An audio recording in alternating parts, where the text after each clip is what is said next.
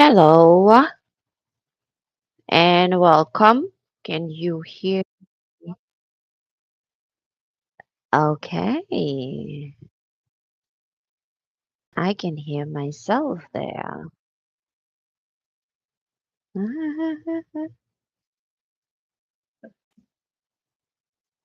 I love it. Okay, so let me pause because I'm talking to. Okay, so give me a moment. Let me go live here on Instagram and then I go live here on Facebook. Hi, Instagram. It's a pleasure. And then I'm going live on TikTok. Hey TikTok. Hey TikTok. It's your birthday. Gonna party like it's your birthday. Hello, everybody, and welcome. It's a pleasure to be here with you. Right? I don't know if you can hear the noise in the background, but we are having there's a walk going on here. So um it has been quite interesting these days because I haven't been able to get the sound together. But I hope this is good. Hello, Instagram. Hi, TikTok. It's a pleasure. Today we are going to talk about how unhealed childhood trauma shows up in our body, in our mind, and the way that we are. And so just give me a second while I go live on every platform, right? I have a full setup here, trying to figure it out. Welcome today. Welcome. And as always, I am Empress Fire. I am from the Gambia, West Africa, right? And I talk about childhood trauma. I talk about healing. I talk about being our best self. I hope that Facebook can hear me. Hopefully, somebody can hop on to help me see if it's working there. Right. So, today's conversation will be on healed childhood trauma and how it shows up. Right. How it shows up in our body, how it affects us every single day. If you can hear me, let me know. If you cannot hear me on any platform, please let me know too. Right? Give me a moment. Let me check what is happening in our face. You can hear me, Joy. Hi, Joy. Thank you so much. Thank you so much. All right. I can hear myself on Facebook as well. And I'm sure Instagram is hearing me because uh, I have the best mic for Instagram. Okay. So today the topic will be I didn't read this topic beforehand, but I just know, as I always say, the things that I talk about, I have been through and I have studied in school, right? So I will not entertain you, even though it might be entertaining, right? I will not motivate you either, right? Because the things that I talk about, it might be triggering for you. And if you're with me yesterday, we talked about how triggers can help us heal, right? Because when you are triggered and you lean into your trigger, and what that trigger is doing to you is a sure way to be able to see the feeling where it came from. Because if you know the feeling of that trigger, where it's coming from, why you're feeling that way, it will help you heal that, right? Because now you know why you feel how you feel, why you do what you do, why you do what you do, and why you act the way that you act every single day. All right. So let's start with the first one. Unhealed childhood trauma may show up as believing that love has to be earned. Do you believe that you have to earn love? Do you believe, or as a child, when you were growing up, was it necessary for you to earn the love of your parents, the love of the people around you? Did you have to do that? I know for me, I had to, right? I had to figure out a way to earn the love of my parents, to earn the love of my caretakers, to earn the love of the people around me, right? And I had no idea that this is what I was doing. I didn't know. I thought that the things that I was doing is normal, right? And I would act up, which is why I always say that if you see somebody acting up in their life, right? We sometimes, let me put it this way.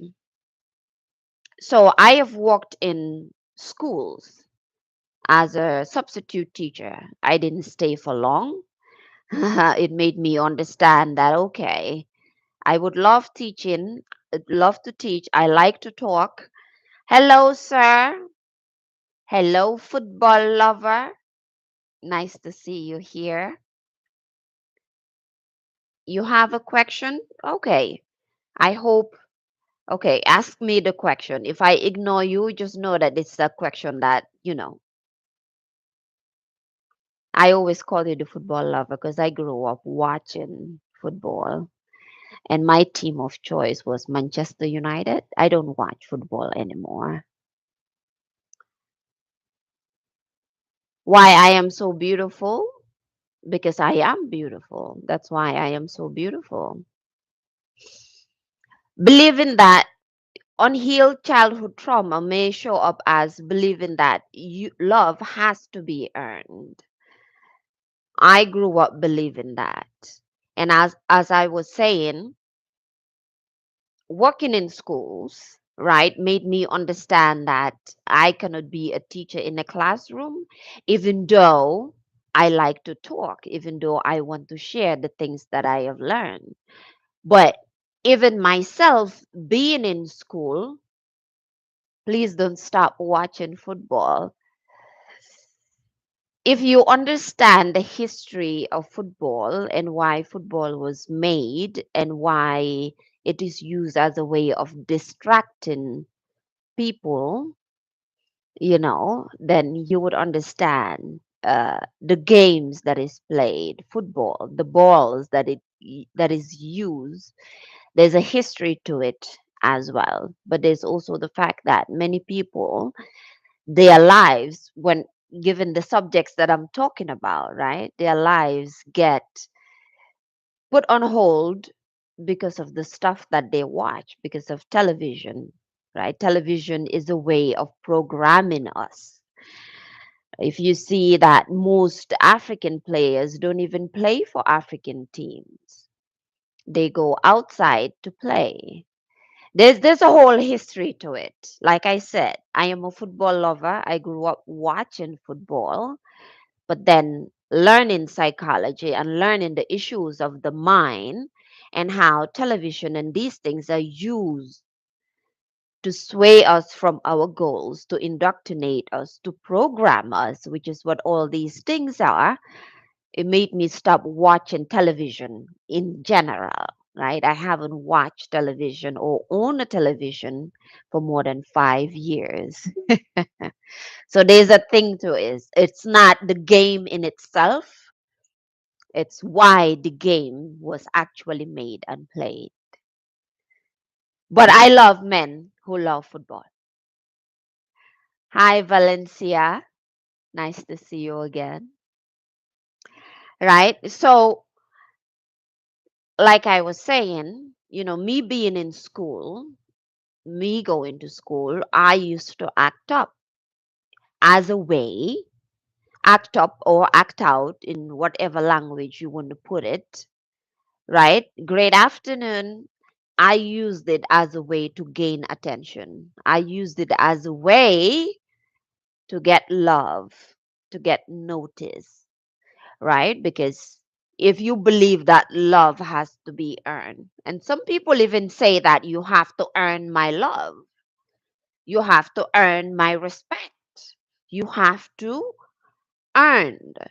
I believe that the only thing that needs to be earned is money because we cannot make money.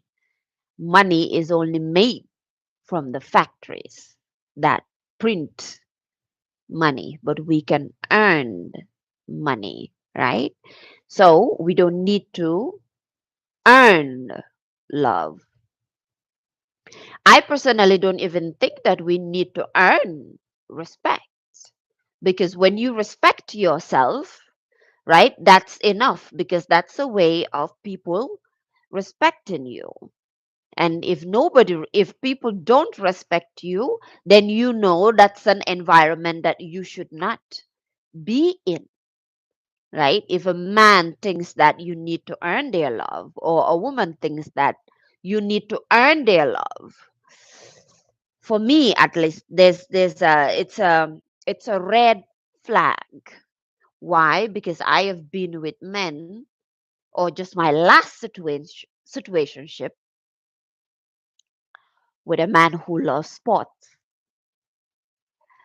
right? And he wanted to put me in that mentality of earning his love and earning his time. And then I later realized that not only was it manipulation and toxicity, right, but many of us, hello queen, pleasure to see you stop by. Right. So when you are able to see these things, so you go back to your own childhood where you trying to earn the love of your parents, your mother, your father. Love you too. Love you too. It's a pleasure to be in the midst of women like yourself,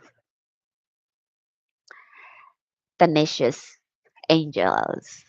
Right? I am in Girl Hold My Hand, and the lady that I am talking about is in Girl Hold My Hand, right? And so if you want to be around women like myself, or even tenacious angels, like the beautiful, beautiful, powerful women, the community that we're in, of women breaking generational curses, right? We are all like that. We have gone through issues, we have gone through trauma, we have had from parents to just you name the trauma, adverse childhood experiences.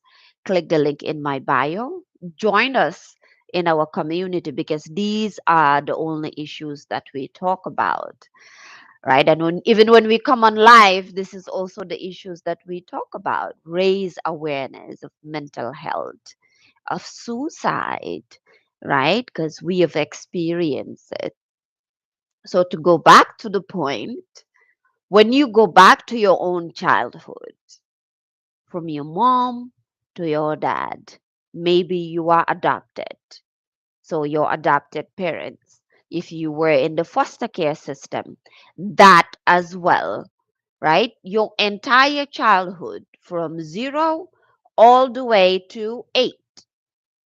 In psychology, it's normally said from 0 to 7, but I like to add in 8, right? Because personally, 8 years old is when I began to be aware of the things that were happening around me. So from 0 to 8 years old, if you see that, you always had to figure out or earn the love of the people that raised you. or the love of the people that are around you, that is an aspect of childhood trauma, right? So the first one is believing that love has to be earned. If you believe that, as you watch me, go back to your childhood. How were you loved? How were you loved? Right? So the second one is constantly trying to prove that you are worthy or good enough. I used to do this. I used to do this.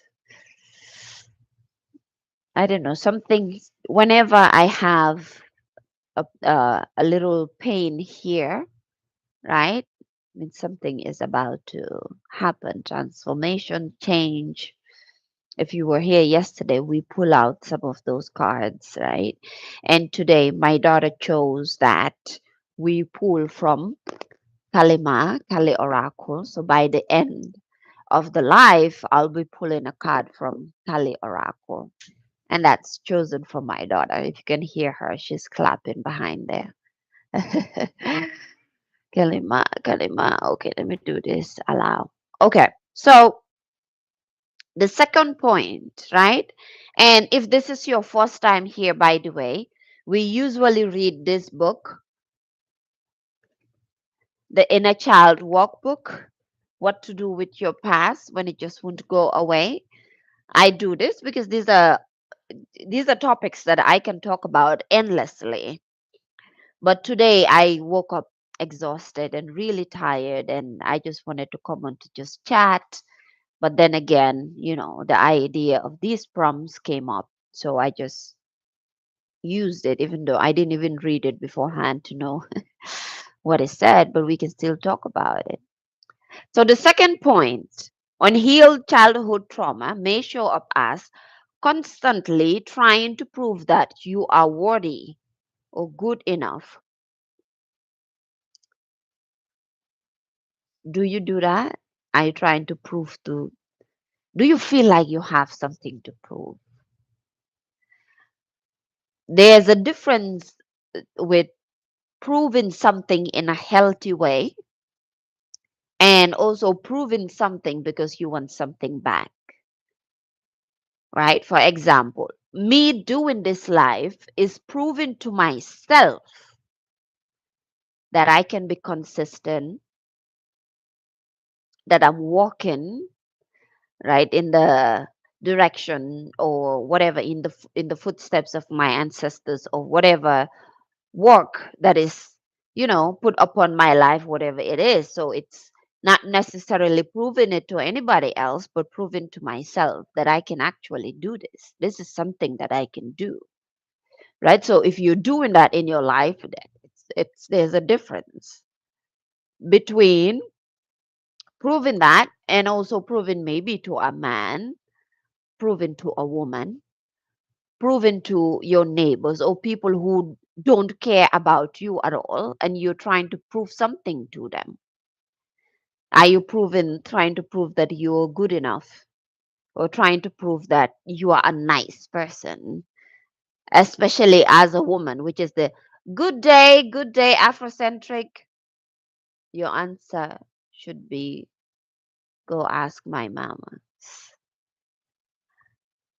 Right? Are you proven to neighbors, to people, or trying to prove that you are nice, the nice girl syndrome? I don't know how this appears for men,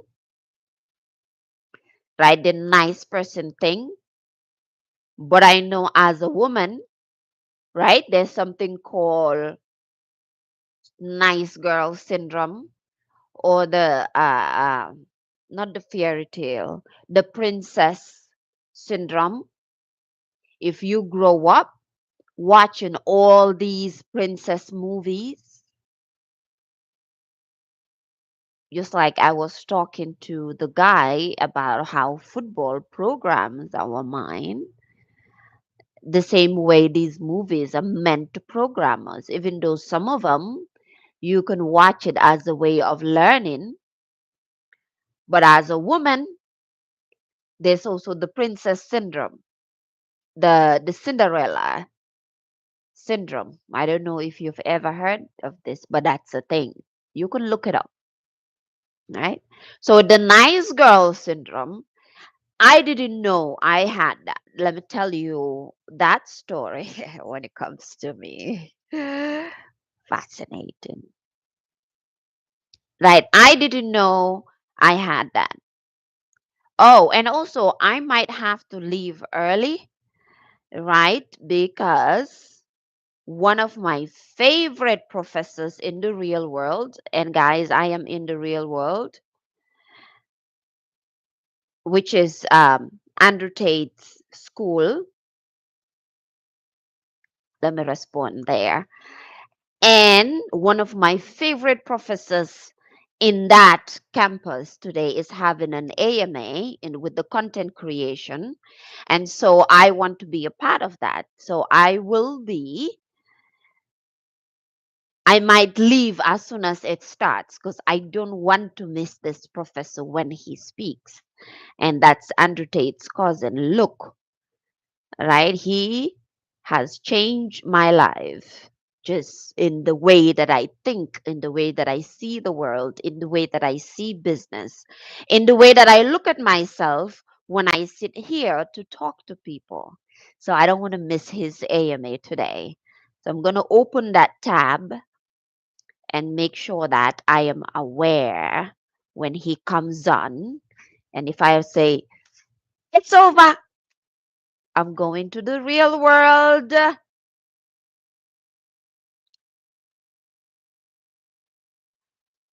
Jesus love you, friends. People are weird. Where are you from? I am from the Gambia, West Africa, the smiling coast of Africa. That's my country. See that? I don't know. Yeah, you see that? That's my country, the Gambia. Okay, this one always comes off. Maybe I will unplug it for a little bit. Okay, I put that announcement out of the way. So if I say it's time to leave, have you been to Birkama? Yeah, I have been to Birkama. I used to work there. Well, back and forth.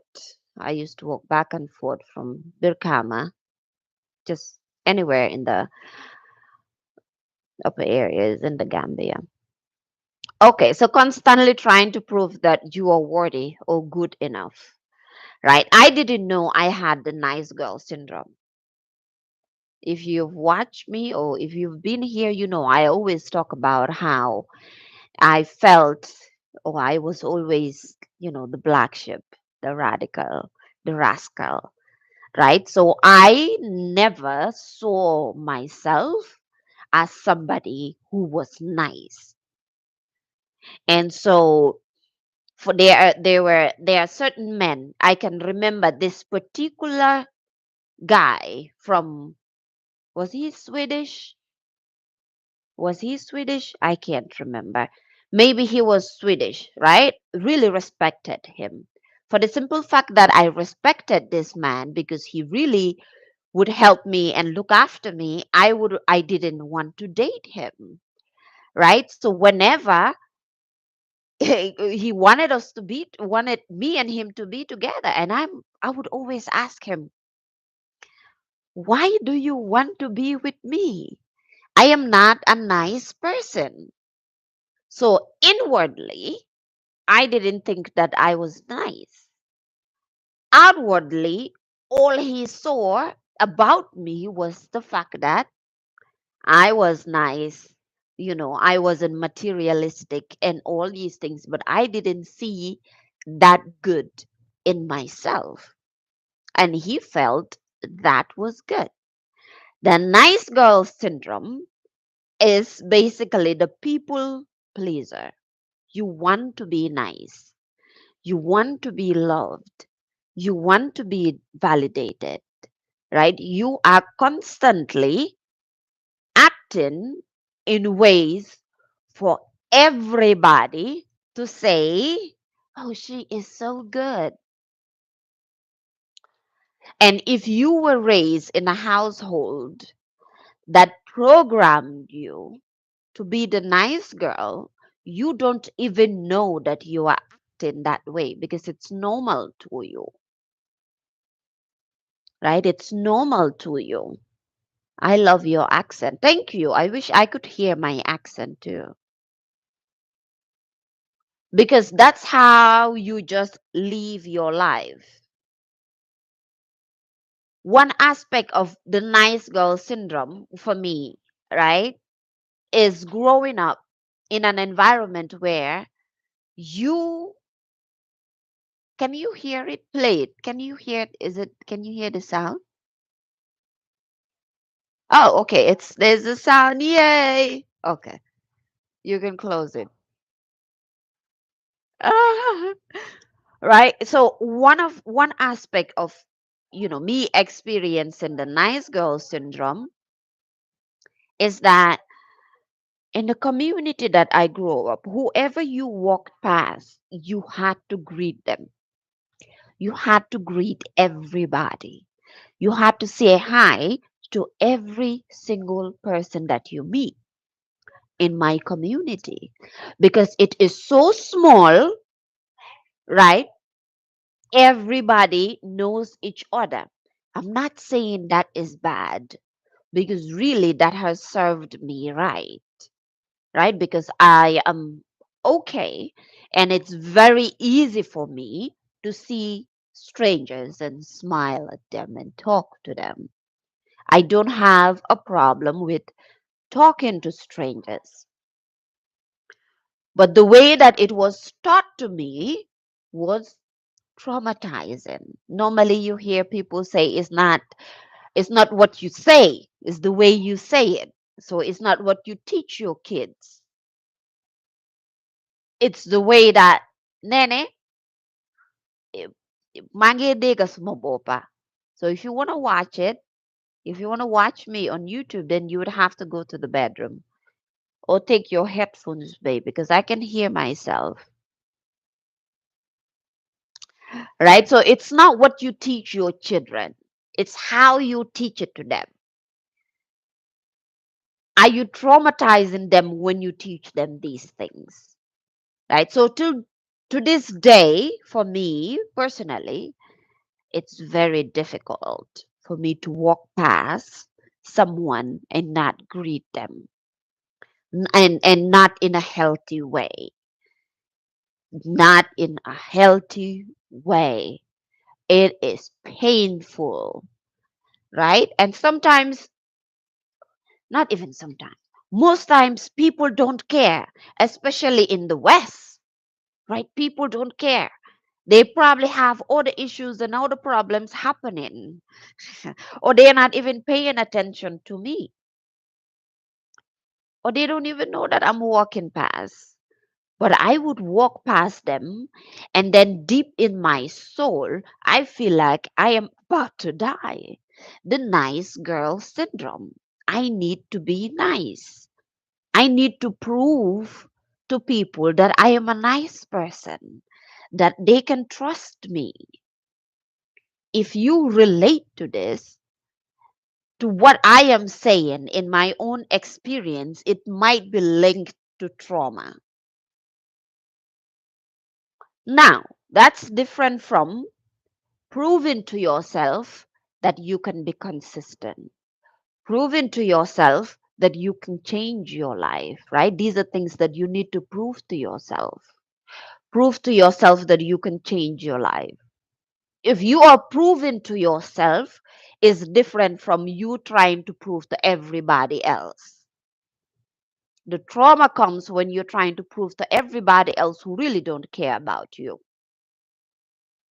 Why? Because your entire life you've been trying to earn the love of your parents and trying to prove to them that you are lovable, you are a good person, you know the lessons that they taught you, right? You're listening to them.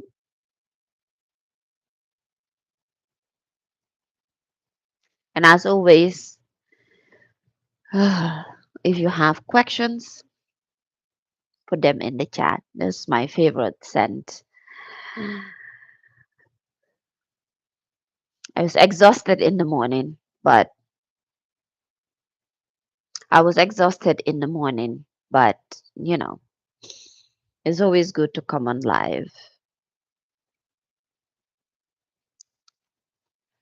I don't know whose algorithm you're hacked into. If you're talking about my algorithm, may the ancestors deal with you. The third point. So, believing that love has to be earned, constantly trying to prove that you're worthy or good enough.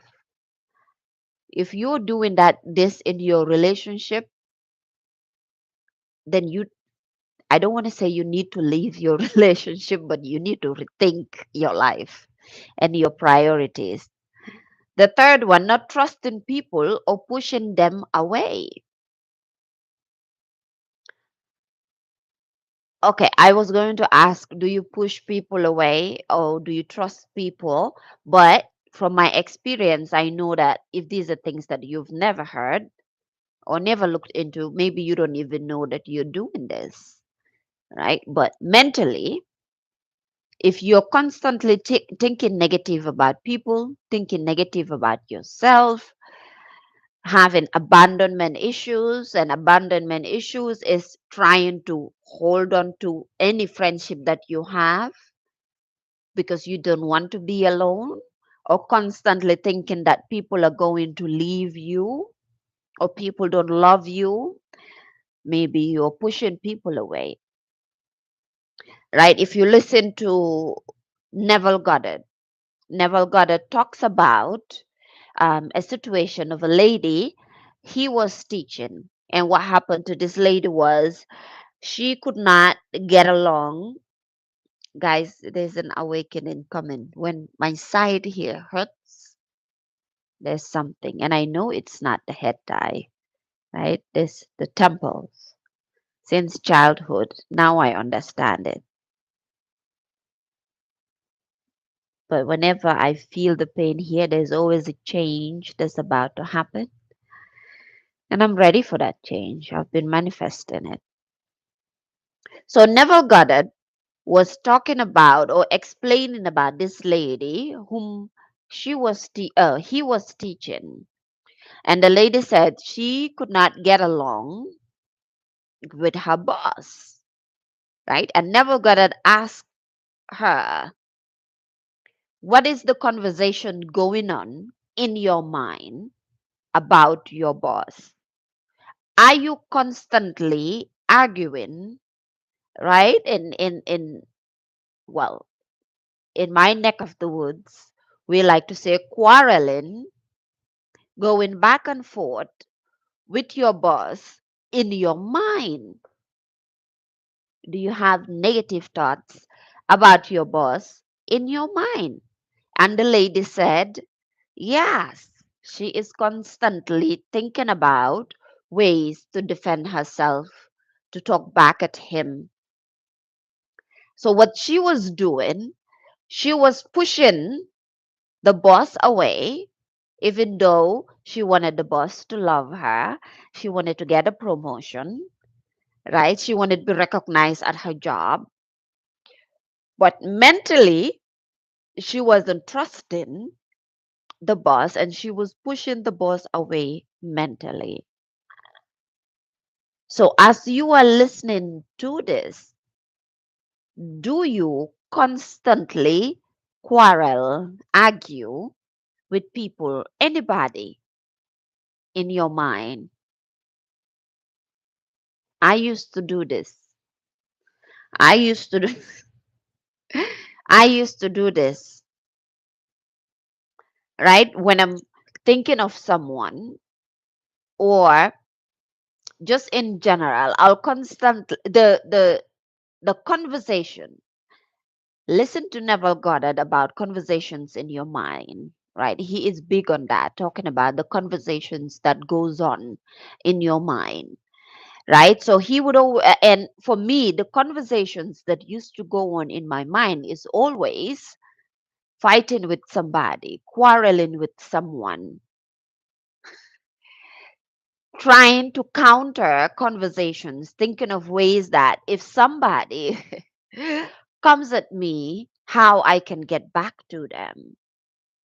Not knowing that me having these negative conversations in my head about people and about myself is basically what this point is saying. Not trusting people or pushing people away. When you do this in your mind, you are pushing people away,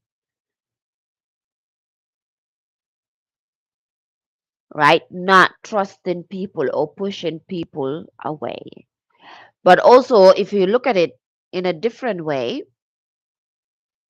if as a child, right? Because my main topic is always adverse childhood experiences.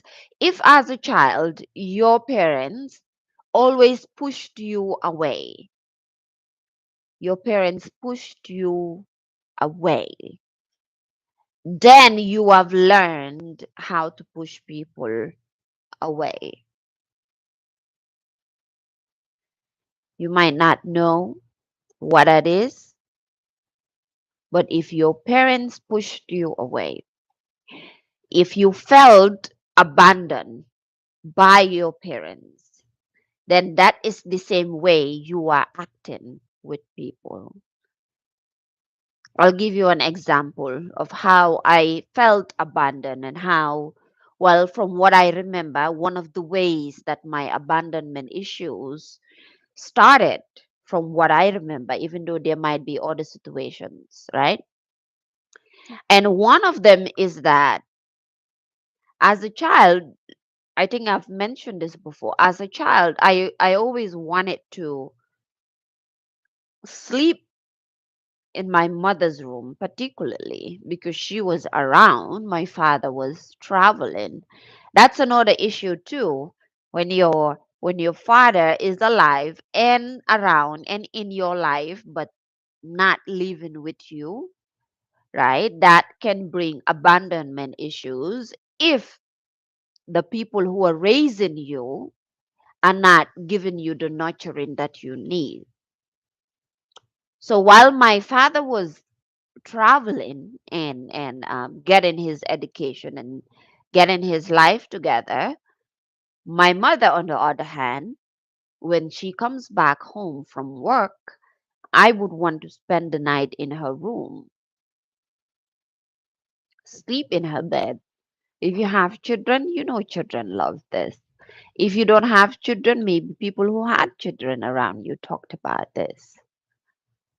But my mother would always push me away. And up until now that I am 35 years, I had to remember or be aware of that situation, right? When I feel that feeling of abandonment issue coming from other people, that it is my trigger.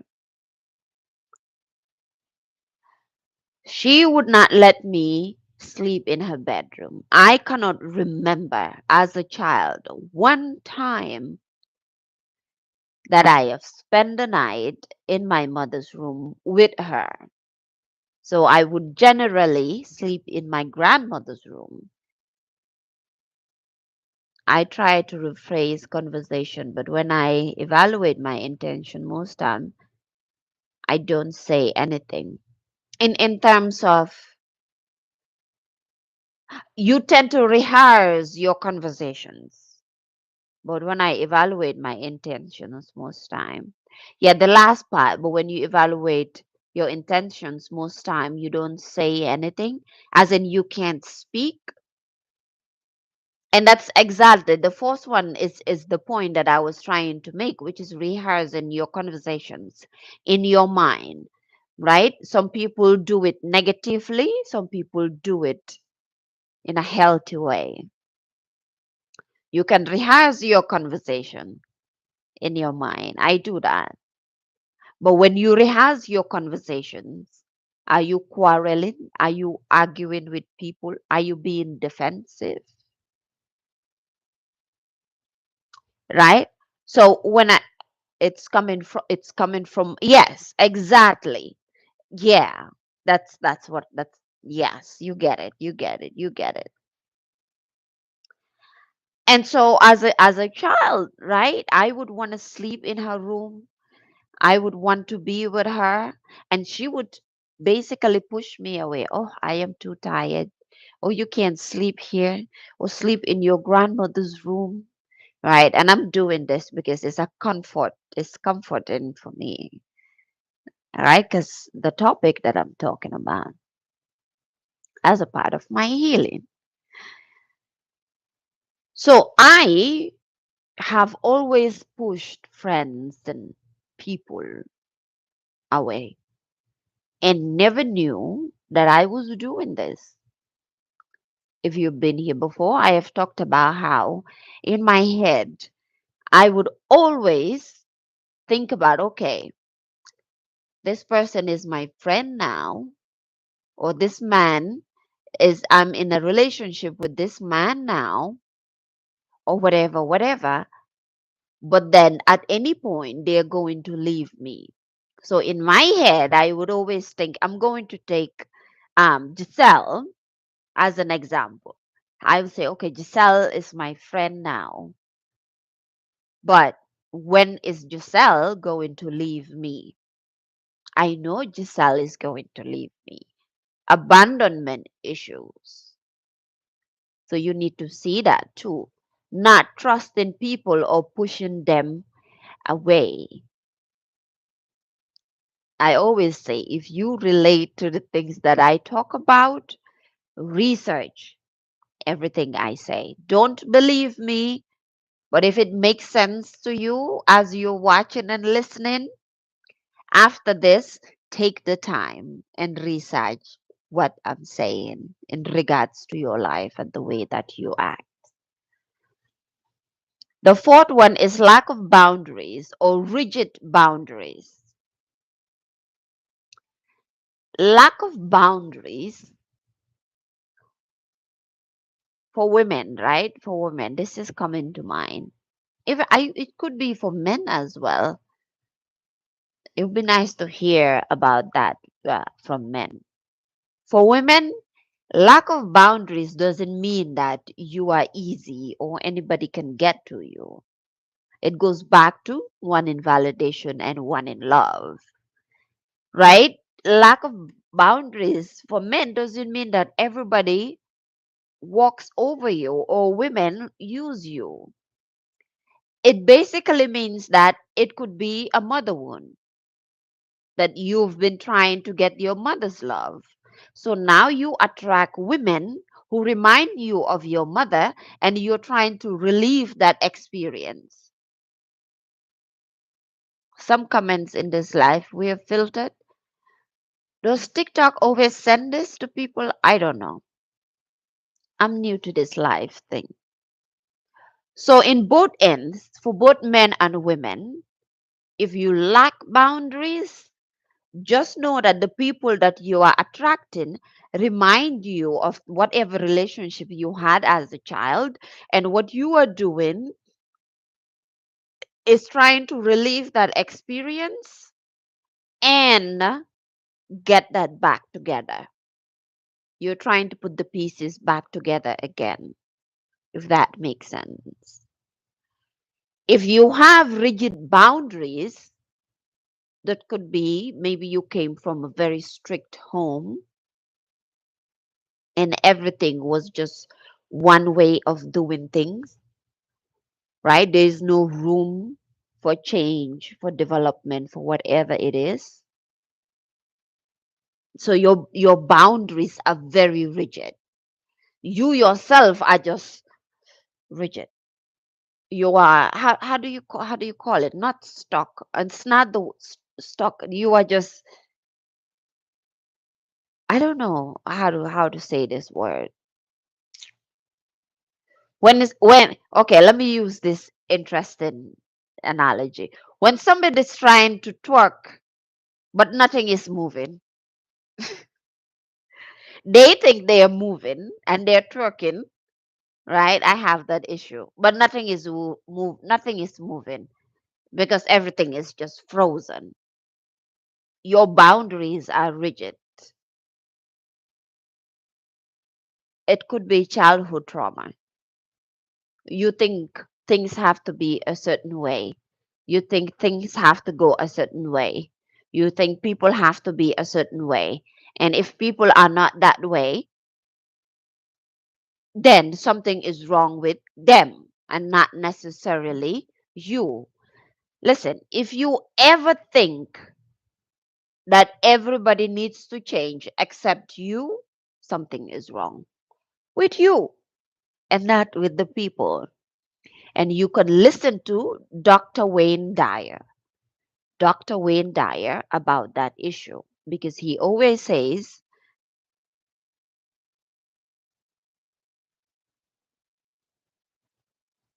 oh, okay, someone commented using the word TikTok flag. Oh, I see. Well, well, right? Dr. Wendaya said, when you change the way, well, maybe that's not his saying, but I heard it through him. When you change the way you look at things, the things you look at change, right? And he would always say that because he's he's a what, psychologist? No, psychiatry, something's to do with mental health. And he would say whenever he has clients and the clients think that everybody in their life need to change but them, he would always tell them, okay, bring me all the people that you think that need to change and I will change them. So he's being sarcastic and I'm paraphrasing, right? But if you lack boundaries or you have rigid boundaries, there's a possibility that you think everybody needs to change because life in itself, it's spontaneous. Things are spontaneous. But when you are flowing with life, then you can adjust to whatever is happening, which is why a lot of people talk about being able to adapt to situations, being able to adapt to situations. When you go to different countries, being able to adapt, right? It took me years to be able to adapt to the ways of living and the ways of thinking, right, in America. Because one, in some ways, I had no boundaries. Why? And this is just coming to me now. If you were raised in a way that you had no say at home with your parents, with your family, what they said is what you did. You couldn't think for yourself. You had no peace, no alone time.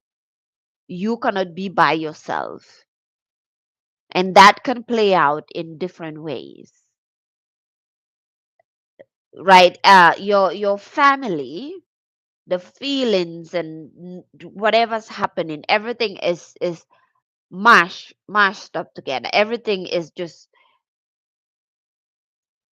I can't remember the word. Everything is just jahaso. I'm speaking well off to you, right? Everybody is just like this meshed jahaso. Everybody, the emotions, the feelings, the ideas, you cannot separate yourself from the noise and the issues and everything that's happening at home. Oh, I saw a Gambian flag from Sally. That is nice to see. I'm from the Gambia. Okay, I'm sorry. But if you see it, if you had that growing up as a child, then maybe you have never learned how to have healthy boundaries. Assalamu alaikum, brother. Yes, I haven't heard that in a while. Faibiram Pendawagan. My grandmother used to say that to me every day. Every time I see her, she'll be praise singing. And so that's how I learned to compliment people, to praise sing Faibiram Pendawagan. Thank you for reminding me that, my brother from the Gambia. So if everything that happened in your home, you cannot separate yourself from it. You don't know where the feelings, the ideas, the actions of your mom and dad and uncle and family, where it starts and ends, and where you not as their child, by the way, you as a human being, you as a soul, where you start and end, then it will be difficult to have healthy boundaries. And the rigid boundaries, at least for me, right, is being trained or being taught to see everything as black or white, not black or white skin color, but just what this is how you act, this is how you greet people, this is how you're supposed to eat, is one way.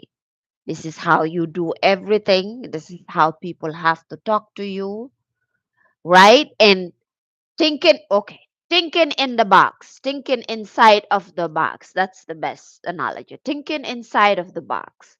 In school, we are taught to color inside of the lines.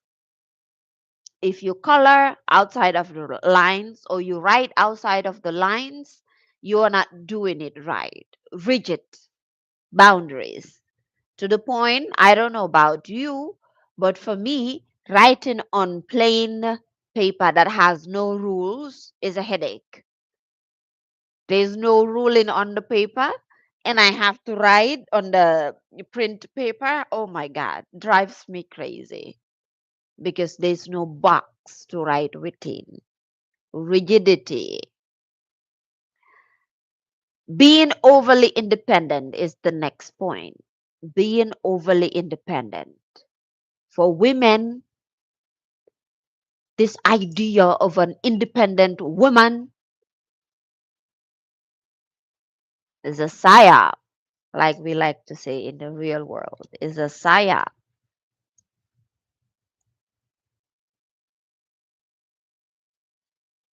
There's no independent woman, there's no independent man. In the sense that society teaches us about independence, right? There's no independence. For me, yeah, I at first I didn't realize that people always saw me as an independent woman because of the way that I moved. Right now, that's coming to light because I am much more aware of myself, but also because of the way that I was raised. My own mother believed in being independent, but she is traumatized. Her childhood is traumatizing. Let me check the real world. Okay. If you are not part of the real world and you want to learn content creation, you need to join. Click the link in my bio and join. I am telling you, you will not regret it. I have been there now, coming to a year, and my my bachelor's degree is in Afrocentric consciousness to understand myself, as I always say. And it's a degree that I had to create for myself. So the subjects, everything I did in terms of that bachelor's degree, I had to actually sit and research and everything because I had to create it from start to end. But I'm probably dropping out, one semester left. The reason why is that at the last minute, just this summer, I was told that, oh, we made a mistake with the way that we calculated your credits and whatever. So you need to come back in fall to complete it. And I'm like, I'm getting everything that I need from the real world. in terms of how to think, the character development, content creation, how to earn money, right? Being able to actually see and understand and recognize men who are growing, who are being better, men who believe. Now, that this is another power when it comes to the real world that I have never experienced anywhere. Men who actually believe in the power of a feminine woman, right? Who believe that they, as a man, they have to do the hard work. And women are okay with being in their femininity. I have never seen this.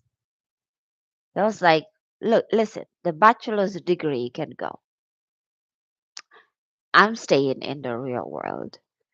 Being over, which relates to that, being overly independent. And I'm talking about it in terms of women. Men would have to tell me. But in terms of women, I'm not saying be dependent. Don't be dependent, but don't be so rigidly independent that you label yourself an independent woman. It's just the same thing for us black women, the idea of the strong black woman. So far, how helpful has that been in our life to be the strong black woman or to be the independent woman? You don't need to be any. You don't need to be independent or dependent. Neither do you have to be the strong whatever. Even as a man, all you need is just to be you. Now, think about it. Why is it that society never teaches us how to be ourselves instead of all these labels of being the strong something?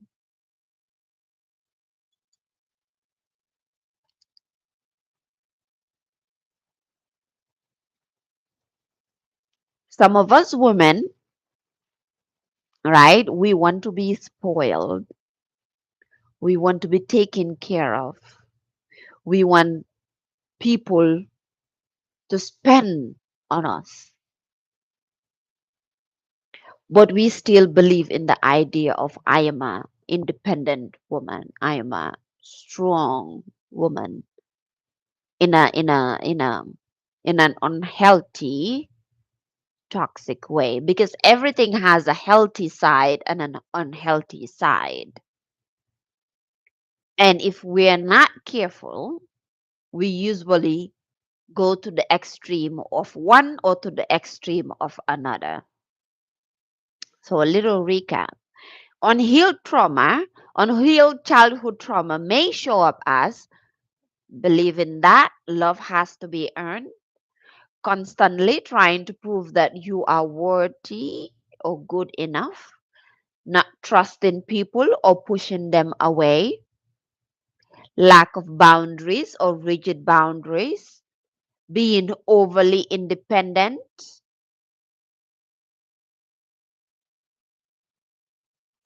feeling disconnected and numb, feeling disconnected and numb. Or maybe you use stuff to numb you. I have done that for years.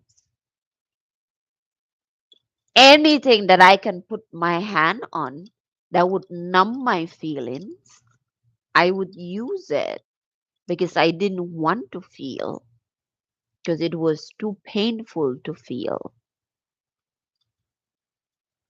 Disconnected. You are disconnected.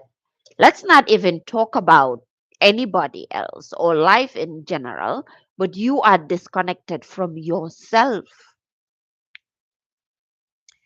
disconnected from your heart, disconnected from your soul, disconnected from your mind, disconnected from who you are, right? If you have any ailments right now, any pain in your body, disease, dis ease, dis, it's two words, dis ease.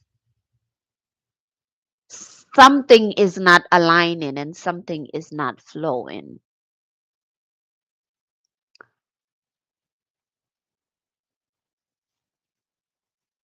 Feeling disconnected and numb.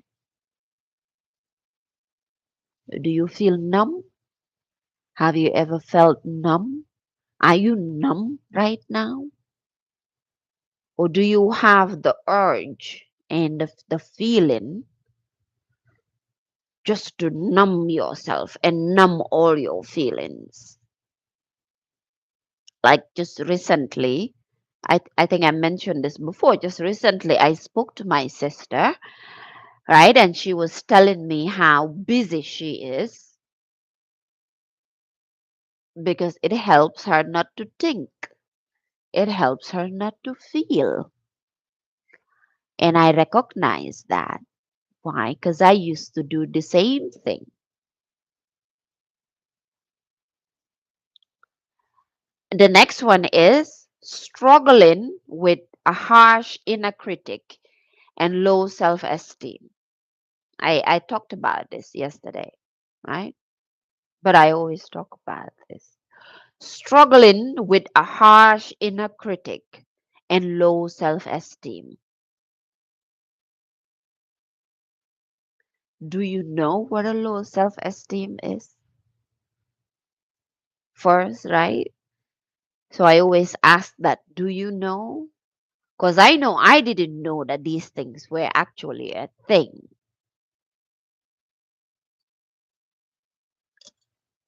The conversations that you have in your head about yourself, about the world, about other people, what do you say to yourself every day?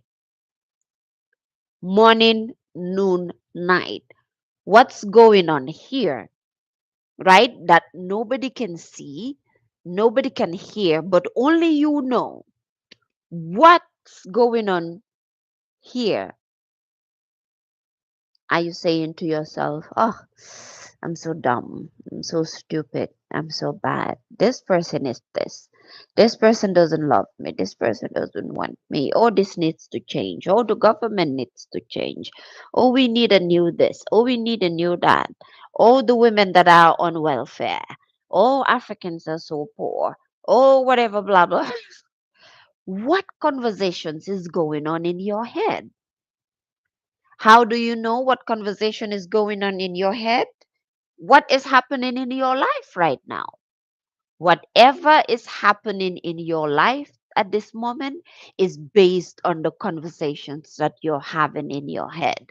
Is based of the on the inner critic of how you speak to yourself here.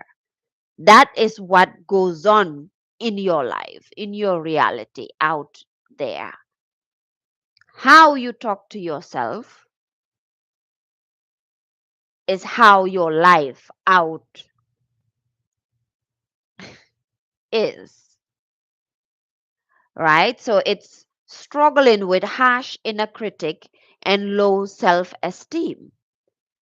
The same as the other point, constantly trying to prove that you are worthy and good enough. So if you have low self esteem, you always want to show that you are good enough, you are lovable, you are likable, you are a nice person. Because inwardly, you feel that you are not enough. You feel that something is wrong with you. Low self esteem, it's also lack of confidence in yourself. It's never about the people out there, it's always about yourself. You, yourself. I am new. What book are you reading? Well, today I'm not reading a book. Today, I'm just talking about unhealed childhood trauma and how it shows up in our lives, right? But these days, the book that we have been reading, and I'll probably go back to it next week. It's the Inner Child Workbook. What to do with your past when it just won't go away. So next week we'll continue that. Today I'm just not in the mood to read the book, right? But I can recap the points that I was talking about, and is unhealed childhood trauma may show up as believing that love has to be earned, constantly trying to prove that you are worthy or good enough, not trusting people or pushing them away, lack of boundaries or rigid boundaries, being overly independent, feeling disconnected and numb, struggling with a harsh inner critic and low self esteem. So, those are prompts that I just looked up just to talk about very quickly this morning.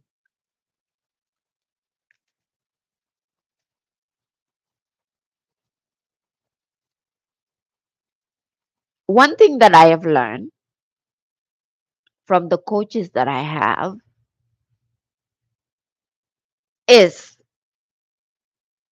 how your body is, and how your skin looks, how you take care of yourself will show you what conversation you have in your head. And when I say this, different people will take it different ways. Whatever perspective you have of what I just said explains how you feel about yourself, how you feel about people, how you think, right? And I'll say it again. One thing I learned from the coaches that I have, and I have a lot of coaches, because just in the real world, we have right now I am in 3 campuses, and I probably have about 5 professors now, 5 coaches just in the real world.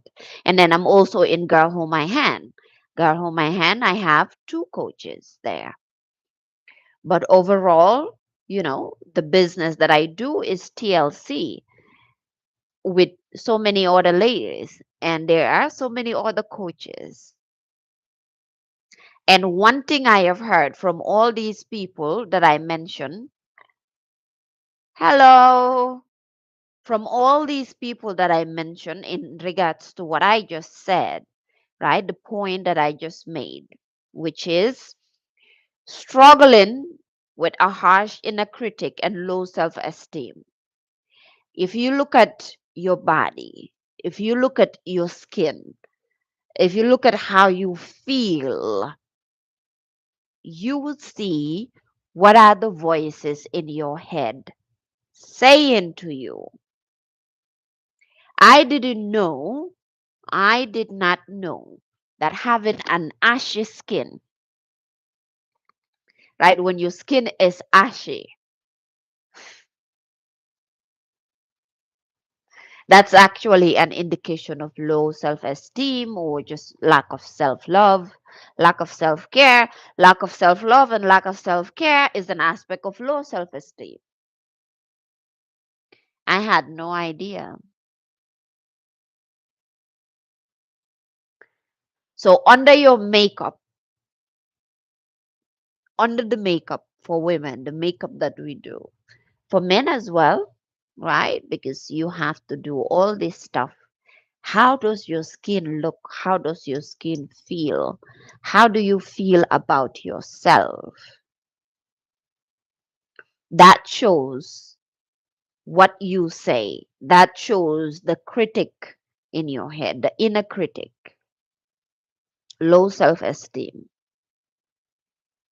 If you don't believe in yourself, if you think that everybody can do something but you cannot do it, if you believe that I'm confident enough, me, that's talking to you, confident enough, powerful enough to sit here and talk about these issues. And it's something that you cannot do that is watching me. That's low self esteem.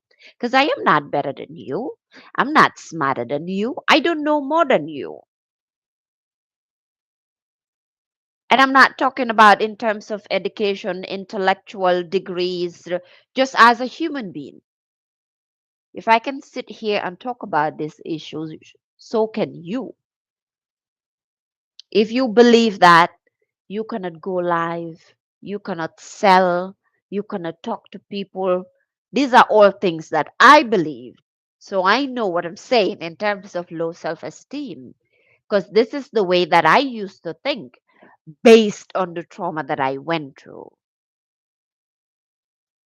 from childhood to teenage years to my adult years. I thought everybody could do everything, but I couldn't do it. I thought everybody could be a coach. I couldn't be a coach. Everybody could teach. I couldn't teach because I'm not good enough. Low self esteem, lack of confidence. Sales. I mentioned this yesterday. Sales and asking for money for me is still a problem. Why? Because confidence, low self esteem. Let's go to the next point. Feeling invisible, like you don't have a voice. I knew this very well. I have talked about how it took me probably 5 years to come live to document my journey because it feels like my voice was cut off here. My body, my being, my mind, I heard all the words. I knew what to say. I have studied it. I have learned it. I have watched the people. Afrocentric said, yes, we share that, right? I knew the information. I did the spiritual work. And by the way, you might see me looking around. I have cameras everywhere. So TikTok, YouTube, Facebook, Instagram. Now, this is a new thing for me.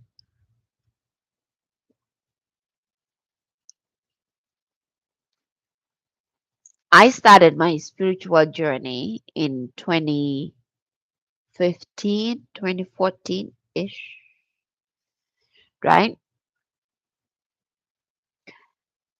By 2 years in, I can verbatim, I can tell you the teachings of Eckhart Tolle, the teachings of Muji.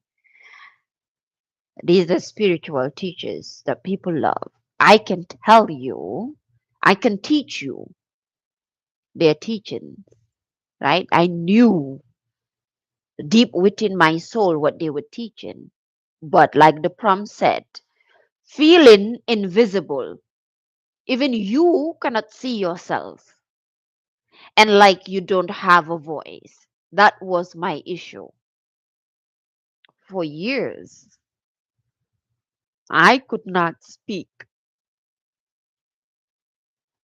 Forget about coming live and talking to different cameras and people watching and recording it and for people to go back to watch. Forget about that. But just communicating in everyday life, communicating how I feel, communicating what I wanted, communicating what was going on with me, right? Just talking. So I always say, I don't talk. So coming to live and talking for 2, 3 hours is a whole new thing. Because for a long time, if I speak for 30 minutes, I have hot air coming out of my nose. Sure. You don't have to ask me. Go on, enjoy. Did you read a book? Read a book. Okay, so sangoba pare, you read a book, a storybook. Okay,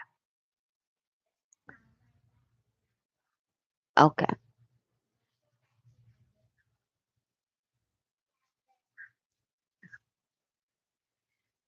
So I couldn't talk. I could not talk, even to myself.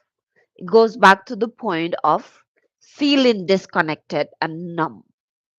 I felt numb to myself first, and then numb to just communicating to people.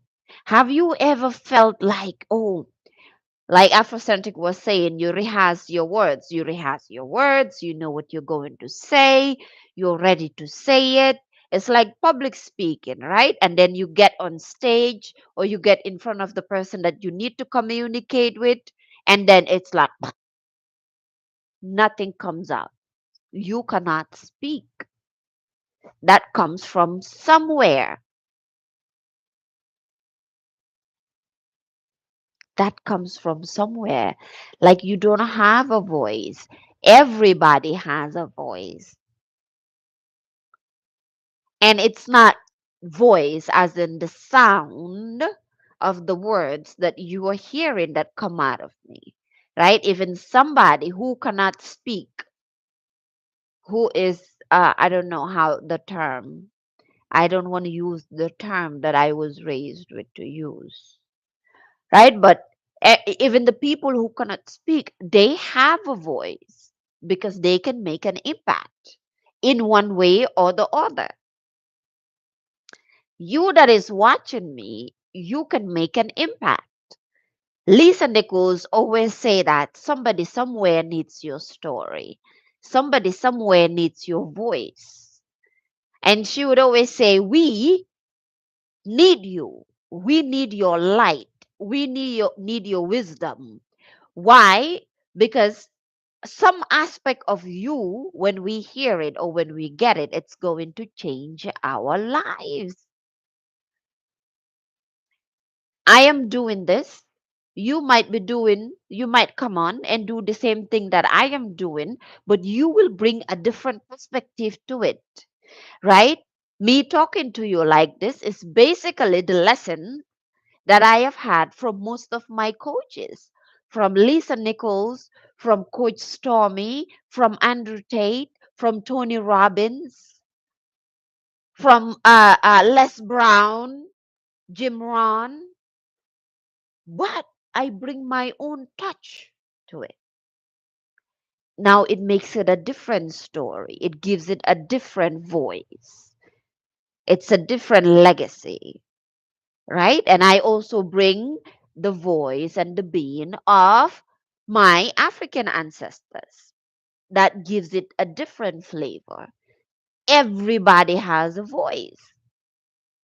But do you believe that you don't have a voice? Or do you feel that you are an introvert? My beautiful mentor. She wants me to take that title, mentor.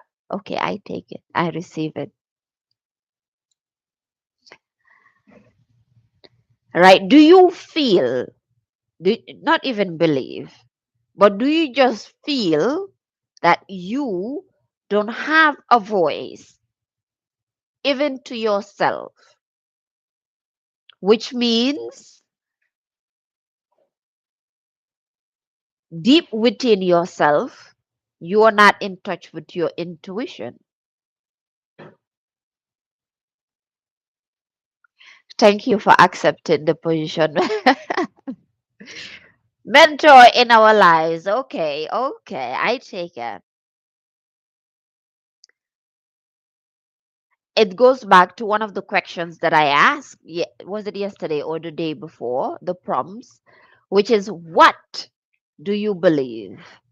And today I'm going to ask, what do you believe about yourself? Or what were you made to believe about yourself and about who you are?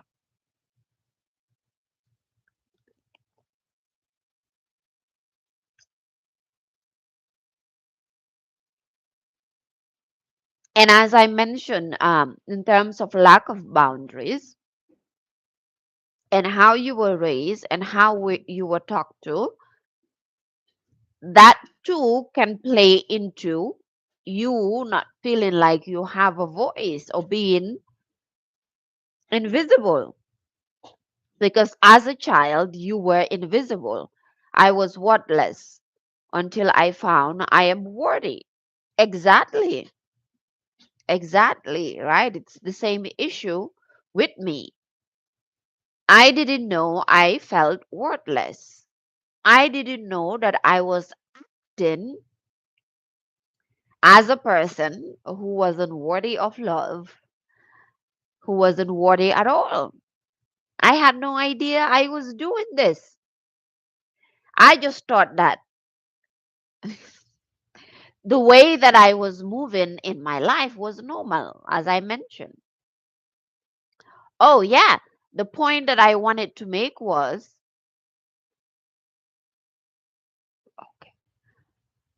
do you believe that you are an introvert? These societal labels through your videos and personal development. I found I am so worthy. Thank you for these lives. Oh, you're very welcome. Thank God. Yes, really. Thank God. Well, you are very welcome. It is me- reading you say that it's like just a dream coming true now. Because 6 years ago, 5 years ago, I've always been thinking that what I know, what I know, I want to share things I've gone through. I want to talk to people about.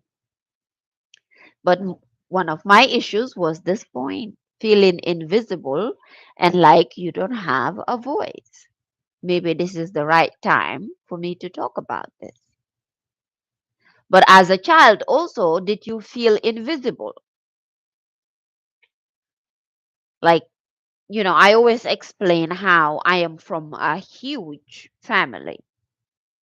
I don't know if Sana is here. Sana can attest to that. I am from a huge, extended, beautiful family. Proud of my family. But I always felt invisible. Like I had to make some kind of noise to be seen by my family. All right. So if you feel invisible in your life right now, then maybe as a child you felt invisible. Hello, Johnny with Kia. Welcome, welcome, gorgeous lady. Right? So you don't feel invisible in your life right now as an adult, as a grown up, which of course, if you break it down, what exactly is an adult or a grown up?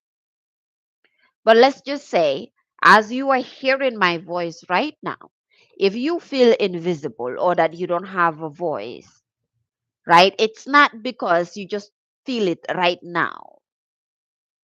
There's an history to it. So we always have to go back to go forward.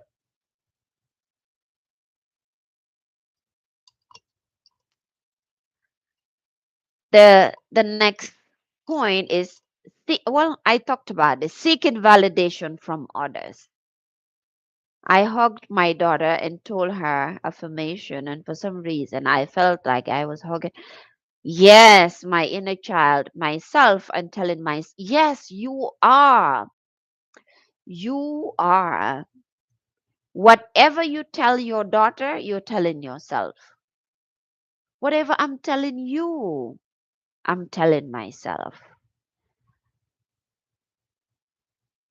You play with your daughter, you are hitting your daughter, spanking your daughter, you are loving your daughter, you're giving your daughter affirmations, you're doing that to yourself back at you, right?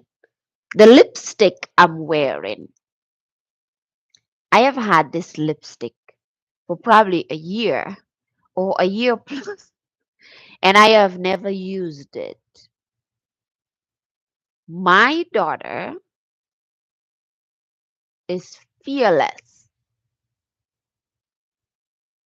And so today I said, okay, I'm going to try this lipstick because this kid would always wear this lipstick. So me wearing this lipstick, it's part of what? Going back to my inner child. It's like I'm a child again because this is the lipstick that my daughter wears. Thank you. Right? And then I added this to it. Why? You probably already see this in videos of African women,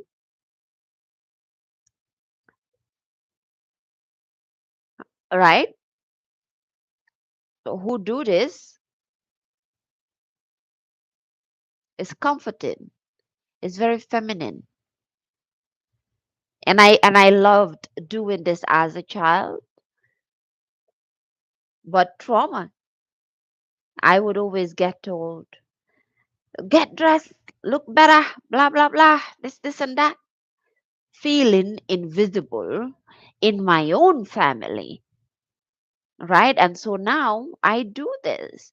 And sometimes I say it's no coincidence that I came to America, right? Because what country are you from? I'm from the Gambia. It's no coincidence that I came to the United States of America. Why? Because the United States of America, it not validates, but it made my traumatizing childhood experience a lot stronger. It I'm trying to find a word in my mind, but I can't. Right? It made it more concrete. I need one. Go to the African stores. This one was a gift from a lady. We went to a retreat, and because I was wearing it like this, it was her blanket, and she saw me wear it like this. She was like, "Wow, this looks so good on you. Take it, take it." I was like, "Well, thank you."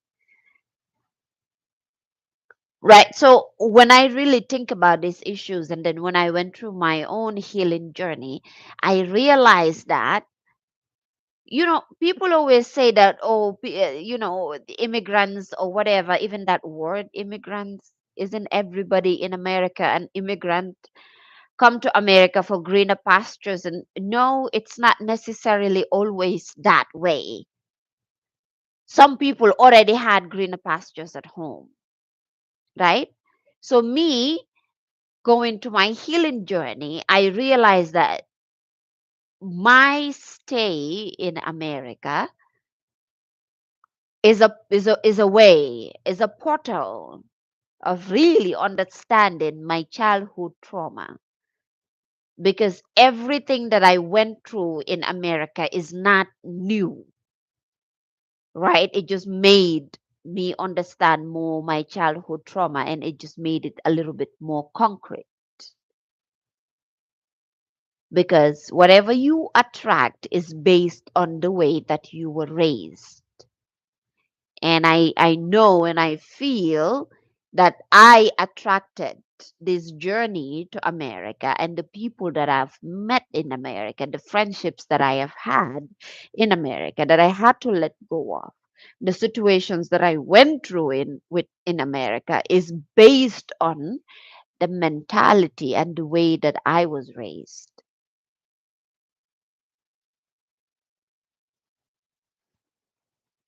Seeking validation from others. I still have to stop myself and see when I'm doing that.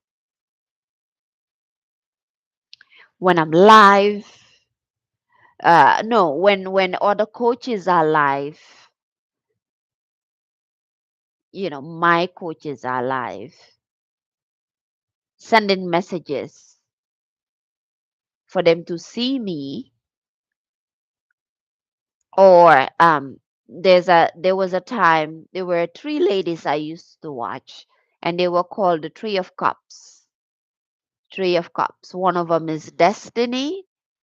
She is Jamaican Canadian, right? She's not a tarot reader, but she's been helpful on my journey. And there's Hourglass by Jazz. They are all on Facebook. Oh, on YouTube. Hourglass by Jazz, and there's Mama D. So they were doing something, their lives on YouTube called the Tree of Cups. And through them, I noticed how when they were live, I was sending them messages, live chat,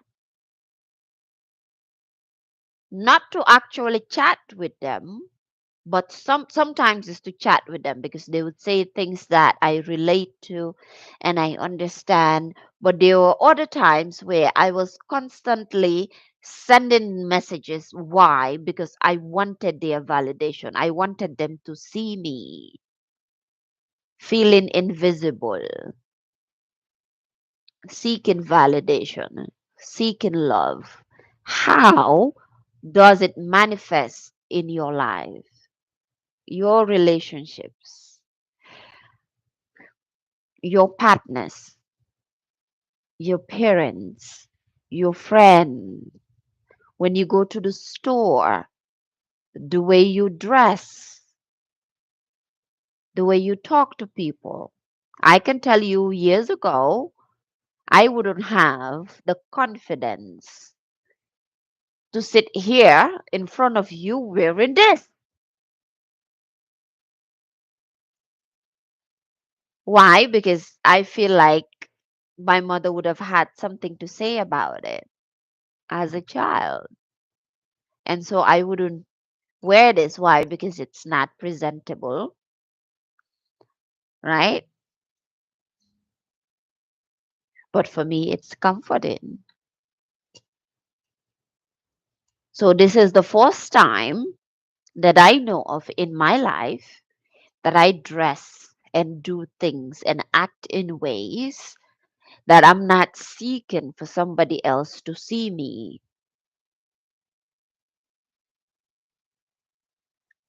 I just want to be me.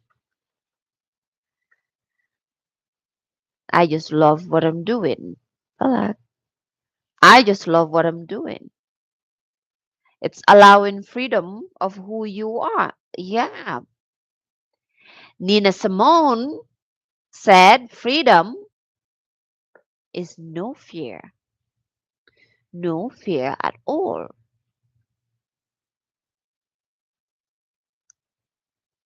No fear of being liked.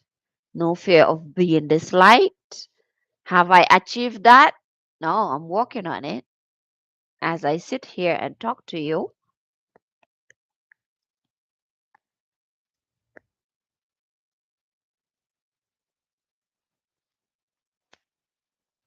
the next point is my entire family. And that's the way that I was as well. And it's keeping things bottled up and struggling to open up.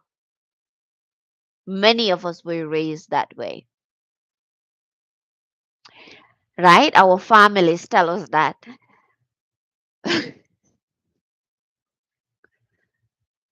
if you speak, you are telling the family secrets out. Even within your family, you cannot talk about things. Yes, take that Nutribus. I never forget it. Even if I don't take it in the morning, at night I'll take it. You can click the link in my bio, full body nutrition. I use what I sell and I sell what I use, right? But many of us were raised this way. You keep things inside of you, you keep things bottled up until one day you just go boom, explode. Kia, are you here? Allow me, please, to use your name. And if it's not something you like, I will. But I just wanted to ask a question if you're still here, right? Keeping things, yes, yes, right? Um, when you said that sometimes you want to explode, right? Was it because you're holding so much inside, and then when somebody triggers or touch the point, you just feel like you're about to lose your mind, right? And that point is keeping things bottled up and struggling to open up. Again, many of us were raised this way. From yesterday's live, we were talking about interviewing your parents to understand what happened as a child or what happened to them or all of these things. And so, if you have parents who you cannot talk to these issues about, or they tell you to suck it up and just move on. Yes, because I have been bottling things for years, trying not to hurt others or questioning. Yes, this is what I am talking about because I have felt that this was me. Oh my God. This is the way that I used to be. This is the way that I used to be. I'm going to start from the end to the top, right? When you say questioning my own feelings, look up gaslighting. That's basically what that is. You are gaslighting yourself. You feel crazy. You feel that the feelings that you have, you shouldn't feel them. You feel that, and if I'm wrong, let me know, right? You feel that you don't have a right to feel that way. Or maybe what the person did, maybe you are overthinking it, or you are procrastinating, or you shouldn't feel that way. And so you constantly question yourself. Somewhere, somehow in your childhood, whoever raised you, they used to constantly question you. No matter what you did, they will question you. This Facebook thing, that's one. Or you say it could have been better, so you diminish your feelings. Yeah, right? Just one little thing, and then you don't want to speak it out. Because societally, family wise, right, we have been taught that anger is a bad emotion, when actually anger is a very healthy emotion.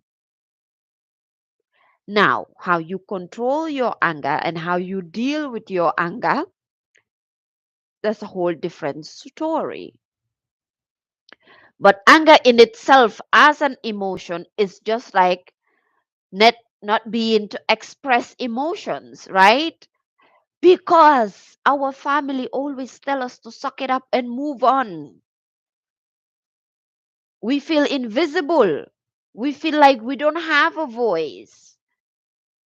I can tell you, I have questioned myself for years before sitting here to talk to you about these things. They are not valid. Your emotions are not valid. So we grow up looking for validation and looking for love in all the wrong places.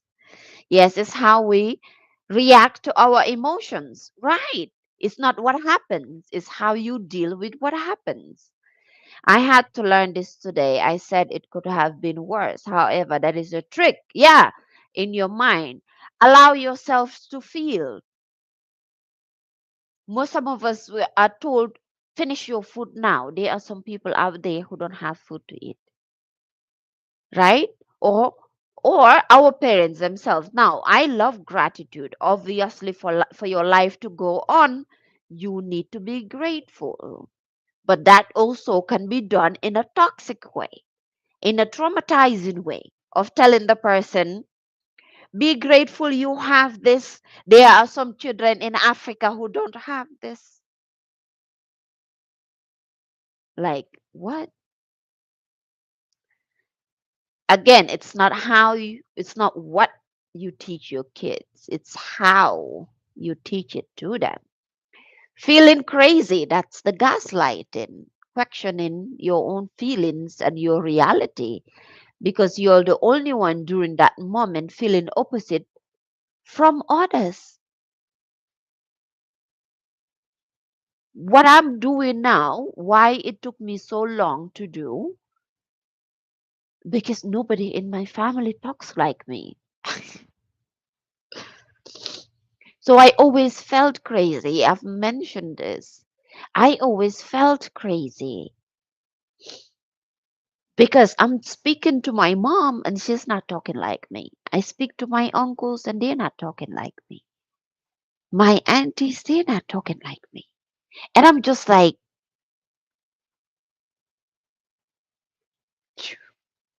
there's something wrong with me.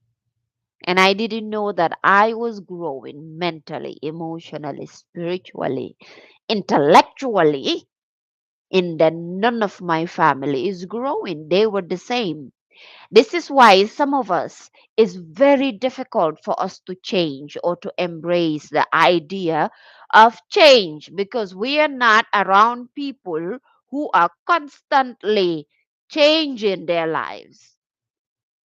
Listen, it was so difficult for me when it comes to change in the real world because they would teach us when you do content creation, when you're talking to people, right? You need to change your bio constantly, change your profile picture constantly, bring something new, change. Oh my God.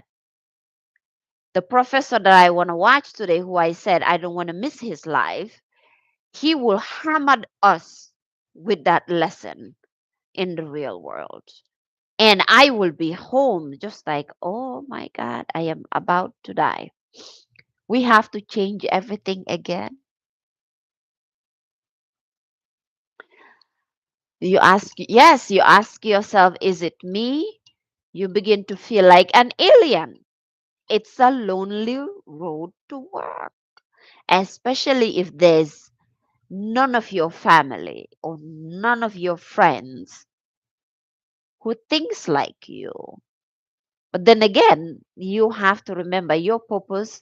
I had to learn this. All right. My purpose is my purpose.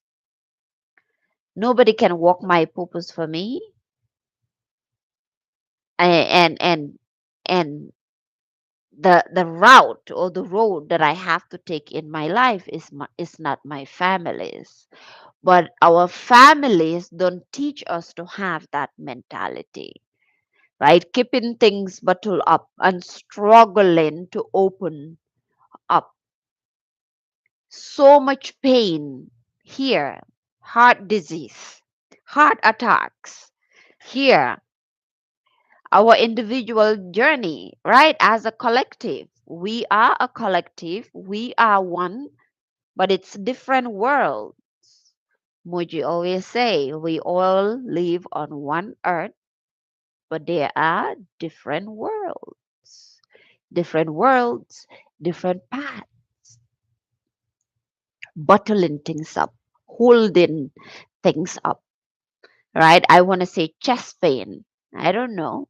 Chest pain, stress, heart disease, heart attack. So many things just held inside. We can't talk about it. We cannot open up. I remember before I started therapy continuously, right? Somebody asked me to write a speech because I was given a speech and they were asking me about my journey to add it to the speech. And I was like, these are not things that I talk about. And she was like, I know. And when people know you like that, They can manipulate you, right? You think they are helping you, but they are trying to manipulate you. And she was one of those individuals that was manipulative. And I didn't know.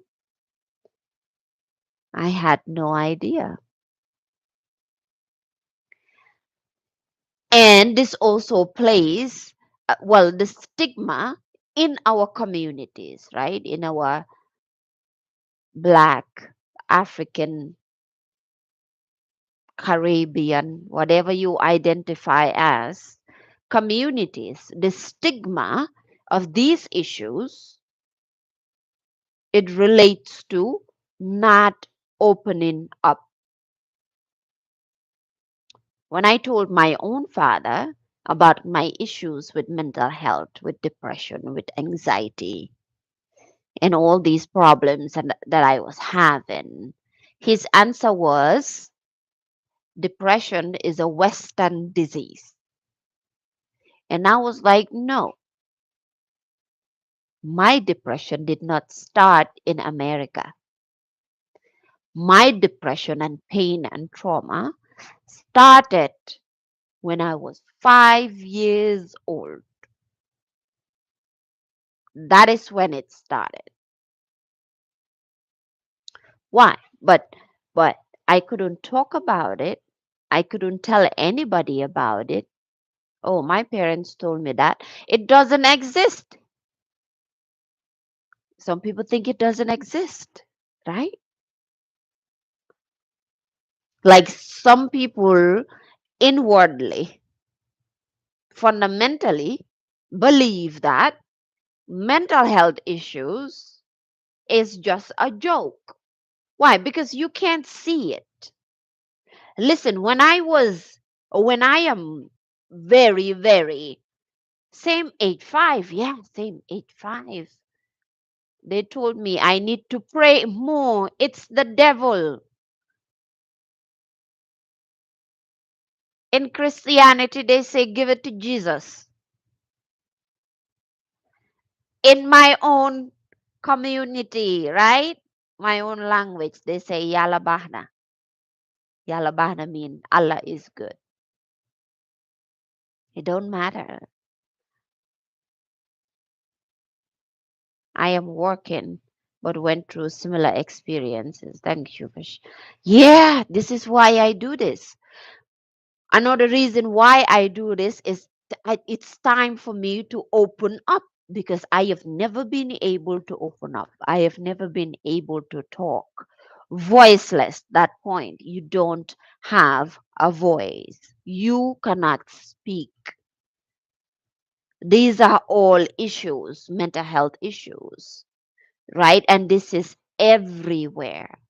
Mental health, of course, is different from mental illness, but I believe mental health is the beginning of mental illness. Where I was raised in the Gambia is very, very rare to see homeless people, but there's a lot of mentally ill people. My cousin got mentally ill. And then when I got to understand all these issues about myself and how I was about to go actually crazy, like really lose my mind, the first person that came to mind was him, my cousin. I loved him. If you talk about melanated, like dark, like that midnight glistening dark, that was my cousin. The teeth, his teeth white when he smiles, happiest person I've ever met. I don't have a brother or a sister, right? I'm the firstborn. So my cousins were I would hold them as my brothers and my sisters. So he was one of my brothers, right?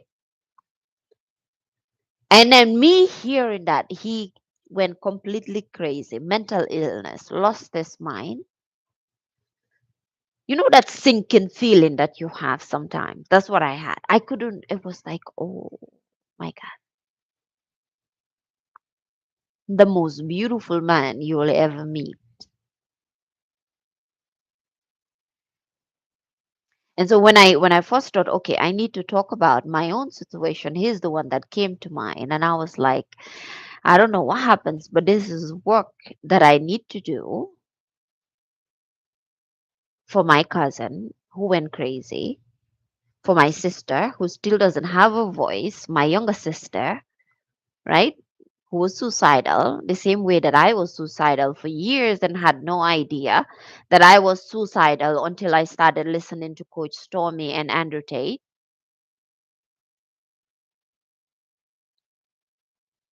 And for my auntie that I love, right, who whenever I would tell her about my situations in terms of depression, she would tell me, I know what you're saying. I used to do it because she traveled the world before she went back home. But the same thing as Giselle said, she would just tell me, pray. Pray the 5 daily prayers, speak to Allah, read the Quran. And I was like, if that would heal, if that would take it away, just the prayers and the Quran, I wouldn't be feeling that. But there's something that's not right. And so I decided I need to do this. But they don't realize depression fell upon Jesus when he had to die on the cross. And he said, let his cup pass from me. So if it happened to Jesus, depression is real in the human form. Fascinating. If we're going to speak on it, let's speak on it. Everything. Yeah, there's no cut and paste, there's no sugar coating. Which is why whenever I start, I always say, I'm not here to entertain you. I'm not here to motivate you. I might say things that's going to trigger you, but if it triggers you and you can handle your trigger, it will heal you. Society loves to hide behind the truth. We like to put things under the rug. And then the people that come out to talk about these things are always demonized in one way or the other. Right? I know, of course, there's a lot of things that contributed to me feeling better, but one of them is constantly repeating Andrew Tate's quote about depression. I talked about this. Oh, I would repeat it and repeat it and repeat it to myself. And before most of his videos were taken off of all of social media, right? I will make playlists. Like I always talk about, I have different playlists on my YouTube account. I will make different playlists of him talking about depression. People think that he hasn't gone through it, but if you're his student, you know he has gone through it because that's what he uses to teach us. And he would always say, I refuse to believe in anything that takes away my power. I refuse. I am having goosebumps saying this, right? Because in the school, that's a lesson that every professor will hammer into our mind. Do not believe in anything that takes away your power.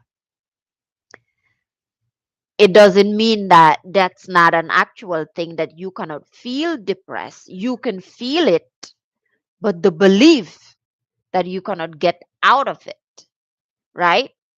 Things are bottled up. So you just, I refuse to believe in anything that takes away my power. Yes. And I would say that. Listen, to the point that you wake me up from sleep, depression is not real. Feeling depressed is real, but depression in the clinical sense is not real. I refuse to be depressed. I refuse to believe in anything that takes away my power. Like I know this by heart. Why? Because it was one thing that hearing it was a light bulb moment. Because everywhere I go, either they tell me, oh, just move on, or just get on with your life, or I hear that you cannot cure depression, you cannot get out of it when you are depressed. You need medication. I ran away from medication no matter how much I loved my therapist, and she's been helpful. She would always recommend I take medication when I was in distress, and I would tell her, no, I prefer to take the holistic route. But hearing that quote, hearing Andrew Tate, Cobra Tate say, depression is not real. Feeling depressed is real, but depression in the clinical sense is not real. I refuse to believe in depression. I refuse to believe in anything that takes away my power. I would play that every day. And then I started getting up, taking a shower, cleaning my home, right? And I would just have him in my ear. He is screaming. He talks very intense constantly. I would just listen wherever I'm going, whatever I'm doing. I play and play and play and play.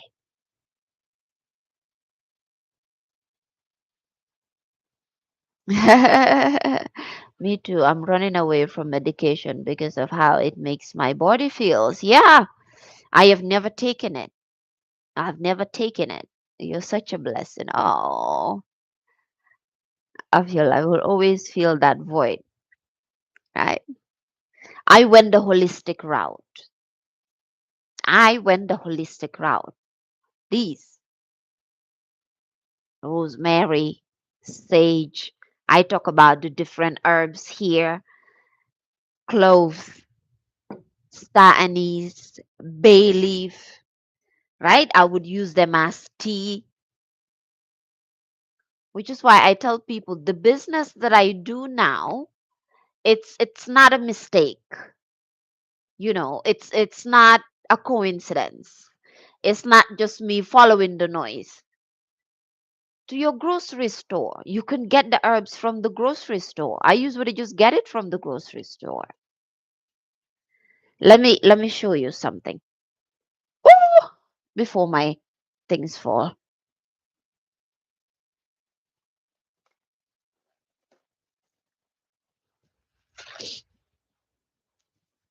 Having sea salt at your home, right? This is from the grocery store.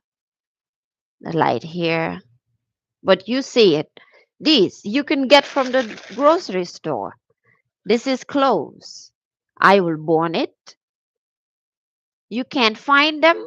Where do you live, Giselle? Went to Whole Foods.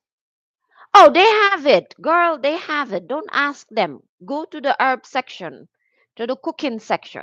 You will find it. I used to buy from Whole Foods here in Brooklyn. Every grocery store have these. They are spices. Go to the spices section. People cook with this. This is cinnamon sticks. All of these have spiritual powers, ways that you can use them. You can just Google it, right? If you don't buy the things I sell, here you go. I'm giving you the plug.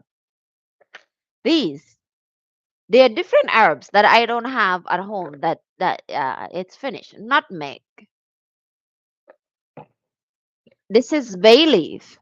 You see it? Bay leaf. Just look them up, get the pictures, and then just go to the store.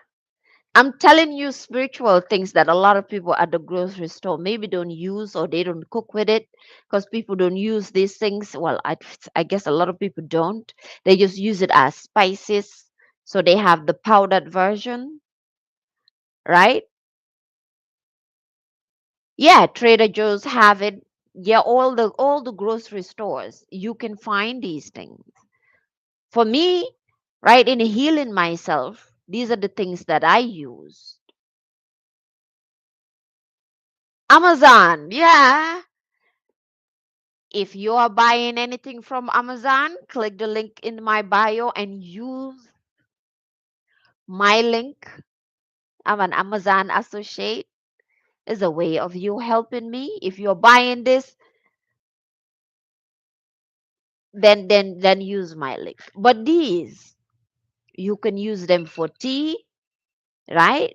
You can use them to do herbal bath, whether you have a bathtub or not. You can sit in the water. Is a way of healing yourself. If you look it up online, you will find it. Instead of medication, these are the things that I use.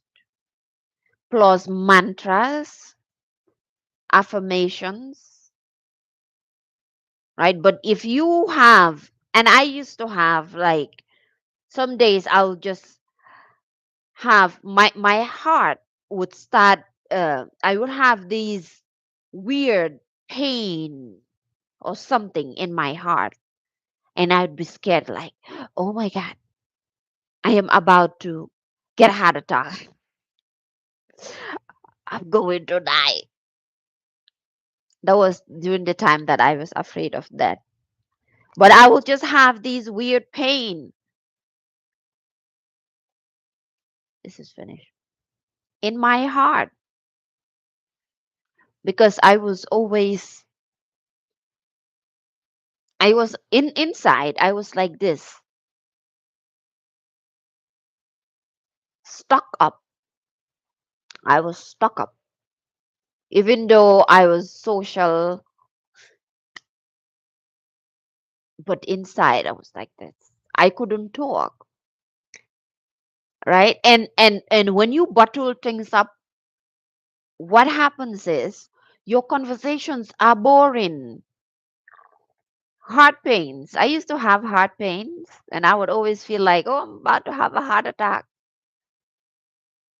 When you bottle things up, your conversations are boring because there's nothing exciting coming out of you. All the wisdom that you have is in the things that you don't want to talk about. How do you think it was your chakra? The chakra blocking the energy centers. It's all the same, right? Here, throat chakra, heart chakra, you know, you name it. When you're traumatized, sometimes all of it is blocked. A part of your conversations not being exciting or fun to listen to because your sacral chakra is not the sacral. This is the sacral chakra, right? Where is the sacral chakra? Up, down, whatever this chakra is blocked. Why? You can't download, you can't get messages, you are not flowing with life. This is me. That was me. That was me. I was that person. I'm going to put the last two together. Let me check if my no, he's not on yet. Okay. The last two points, and then I'm going to do a recap. I think your pain was chakra out of alignment. It's all the same. Yeah, I knew what you were saying. It's all the same thing. It's all the same thing. Not being in alignment is, being traumatized, not flowing with life, the whole 9 yards. It's different names, but the same thing. It's like what they say. And I'm going to say it in a nice way, dating different men, but in the same sneakers. Feeling the need to apologize for everything. Do you say sorry for everything? I used to do that. Unconsciously self-sabotaging relationships, which I talk about. Feeling the need to apologize for everything. Not what you said, Giselle. That was okay. Oh, sorry, I was yeah, that's fine. right? But do you feel the need to say sorry about everything? And for especially us women, some of us we're raised that way. You have to say sorry for everything. Oh, sorry for this. Oh, sorry for that. Sorry this. Sorry that. Sorry, sorry, sorry, sorry. You're always apologizing. And then sometimes you apologize and you have no idea why you are apologizing. Yeah, I used to do that a lot. People used to say, stop saying sorry. Yeah. And it's like, what are you sorry about? I cannot remember where I heard this from, but I heard probably a teacher or someone. I've listened to so many people. There are some teachers I'm trying to find. One of them just came to mind, but I can't remember their name. But they would say, use pardon me, use different words than sorry, because there's nothing to be sorry about. Or even don't even use apologize. I apologize.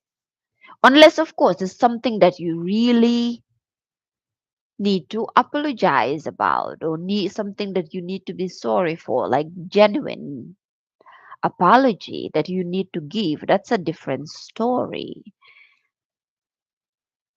I never wanted to offend anyone, the people pleaser, until yesterday. A voice said to me, speak out. Yeah, if you feel a way about something, say it. I was like that. That's also part of bottling up. I would hold it in. And that's another way of, self-sabotage in your relationships. I've always self-sabotaged my relationships. Like I said, I was the person who thought the world needed to change. Everybody needed to change. Why? Because I am the perfect African queen and African princess, and I could do no wrong. Self destruction. I could do no wrong. I shouldn't change. Everybody needed to change. Right? So if you have that mentality, then you are the one who need to change, not necessarily people. Because people are the way they are. People always say, oh, my friend, I don't know why my friend acts like this. I feel like I am good. And why did. Yeah, that's trauma. My mother was like that. She's still like that. Well, I haven't talked to her in a while, so I don't know if she changed. Where she thought everything that she did was fine. Everything with her was great. The way she raised us, the way she talked to us, everything was fine. But we, her children, are just not, you know, whatever it is. I don't know.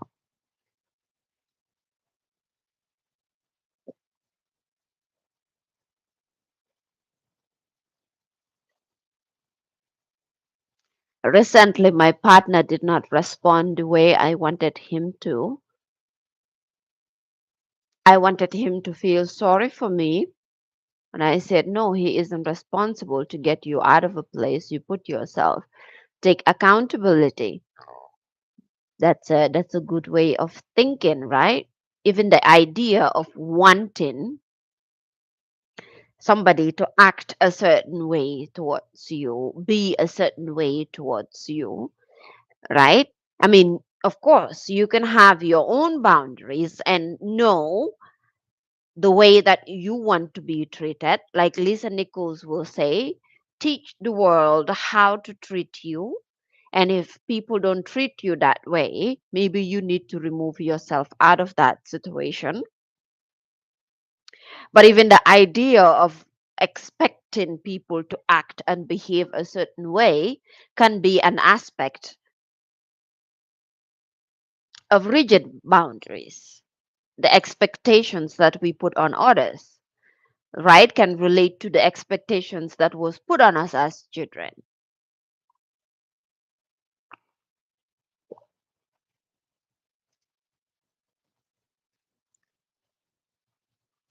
So, to recap,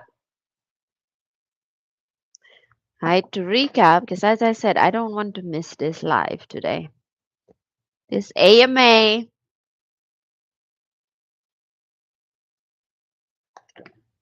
I know I'm still drinking coffee and it's 2 o'clock. Probably not gonna sleep. Been exhausted these days. To recap, right, unhealed trauma may show up as, oh, I forgot about this. If you're watching, I need you to go in the link in my bio. I need you to order just one of this because we have an opportunity to win $2,500. And I want to win that, right? So I can get better cameras and probably pay a sound guy to join me. This is a cleansing tea. It's for cleansing. Weight loss. If you're looking to lose some weight, or know anybody who wants to lose some weight, or just cleanse. I use it. I am not trying to lose weight. I just cleanse. So unhealed trauma may show up as believing that love has to be earned. You're doing things to earn the love of anybody and everybody. Constantly trying to prove that you are worthy or good enough. If you are good enough within yourself and you feel worthy within yourself, that's fine. If he if he had if he had to take that stance, it would have weakened my mind and spirit, and I didn't see it at that point. Yeah. If you feel good enough within yourself, it doesn't matter what people say. I had to learn that. And I'm still learning that because I haven't gotten it down yet. Where understanding that if you feel good enough within yourself and you feel worthy within yourself, it doesn't matter what people say, it will not move you. If it's positive, it will not move you. If it's negative, it will not move you. Right? But the time that I didn't feel worthy and good enough, I didn't want people to say anything negative. And when people say something positive towards me, I would lose my mind.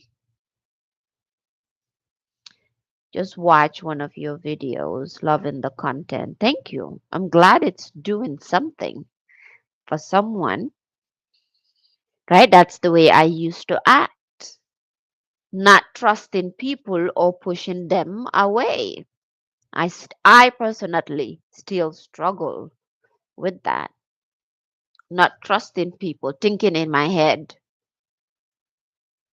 are they trying to scam me? Do they mean what they say? It's hard for me to believe them. Do they really like me? Are they trying to manipulate me with the question that they asked? Why?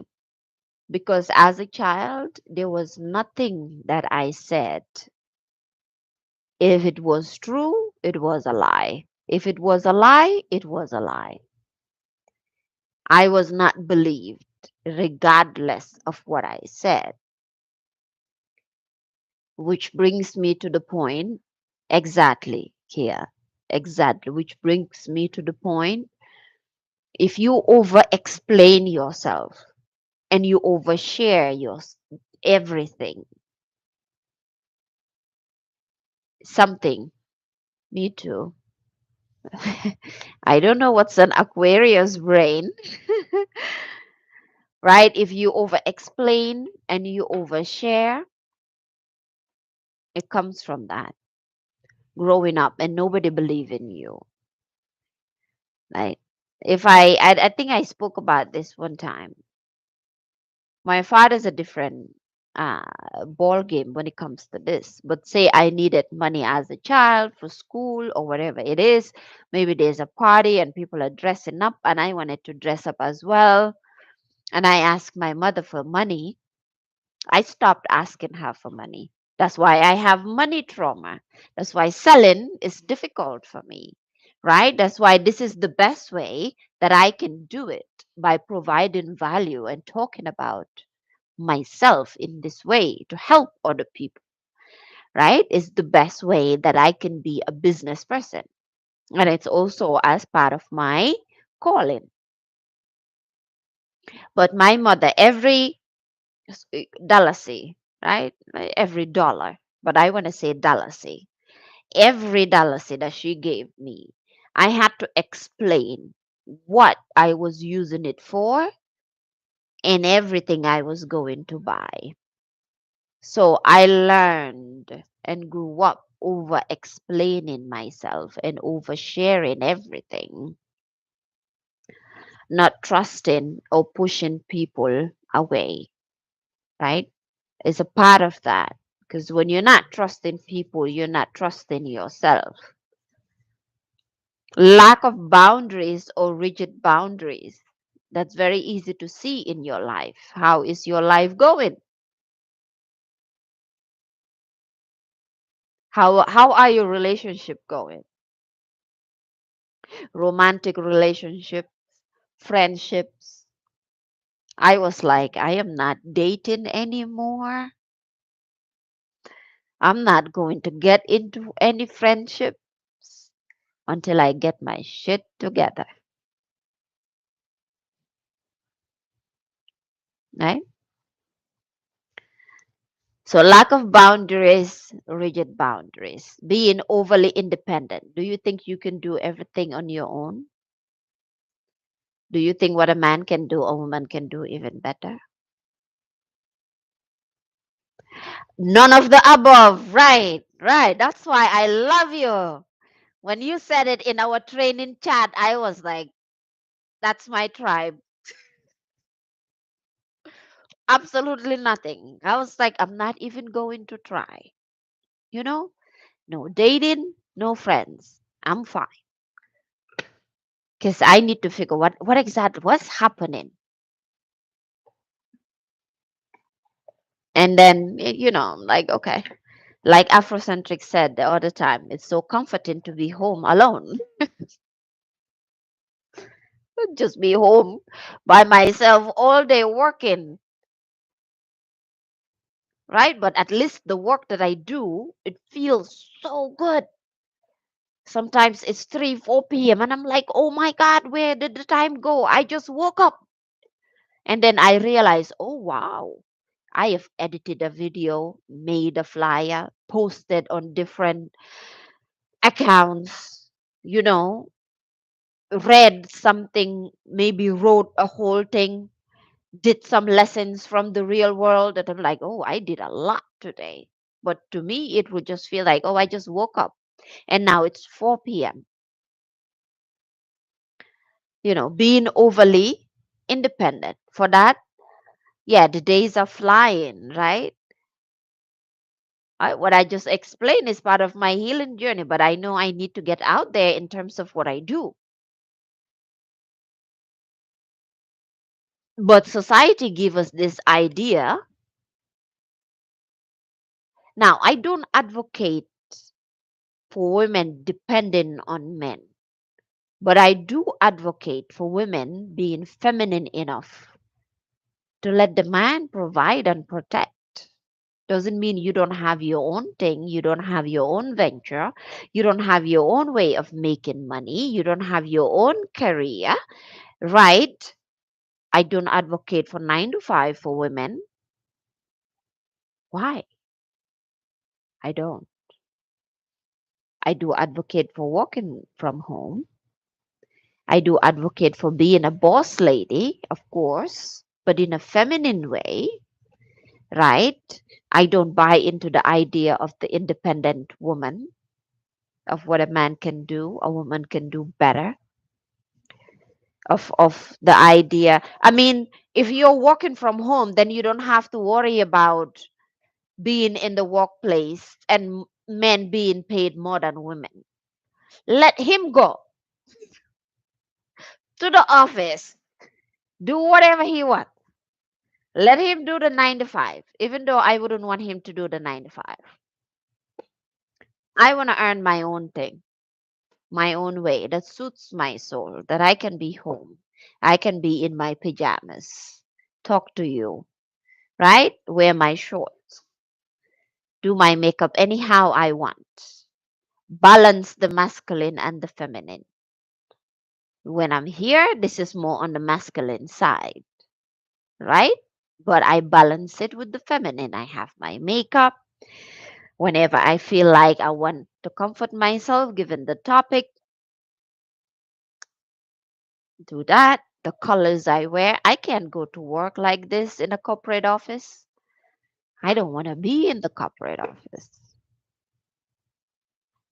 Being overly independent, strong black woman. Nah, don't buy into that. Feeling disconnected and numb. That explains itself. You know if you feel disconnected right now. "Ah, I don't feel like myself. Something's missing. I can't feel. I feel numb. There's something." Struggling with a harsh inner critic and low self esteem. Basically, everything that we talked about. Feeling invisible, unlike you don't have a voice. Are your conversations boring? Is everything you do boring? Do you feel bored about your own self? That used to happen to me. I'll be bored with myself because I couldn't even entertain myself mentally, physically, emotionally. Always looking for it out there, seeking validation from others. You want people to love you. You get on people's lives and constantly telling them, "Oh, you're so pretty. Oh, you're so beautiful. Oh, you're this, and that." What exactly are you trying to get from that? And what would that do for you? Oh my God, YouTube just said 22222. No, I'm not saying, I mean, please don't stop saying I am beautiful and I am great and you like my accent. Keep saying it. I love it. Moderation though. Even healthy food. No, not you. She said, "Hey, I always tell you you're beautiful, not you." Even healthy food, if you eat too much of it, it can be unhealthy, right? Keeping things bottled up and struggling to open up. That explains itself. If you feel it right now in your life, you know how it feels. You can tell your story. I'm not talking about oversharing or trauma dumping. And if you don't know what these are, now is a high time to look them up, right? But you can't talk. You don't have a voice, right? You keep things within. So much pain. You have so much pain. I used to have so much pain and hurt in me, right? I have talked about so many hearts that I broke, men, and they'll tell me you are a heartbreaker. And I'm like, me? I'm dying inside, right? But they thought that I was intentionally doing these things. And I'm just like, I don't even know how to break somebody's heart. Feeling the need to apologize for everything, even in my emails in school. I used to be secretary and then vice president in a student government. And even when I email people, please, sorry, please, sorry, please, sorry, please, sorry. Those were my emails. Same. Me too. Unconsciously, they would call me cold hearted, breaking people's heart. Yes, yes, I've been called that. Cold hearted. Oh my God. People thought I was doing this intentionally. And I'm like, I'm trying to figure things out. You know, is many a time people that you see are asking for help or screaming for help.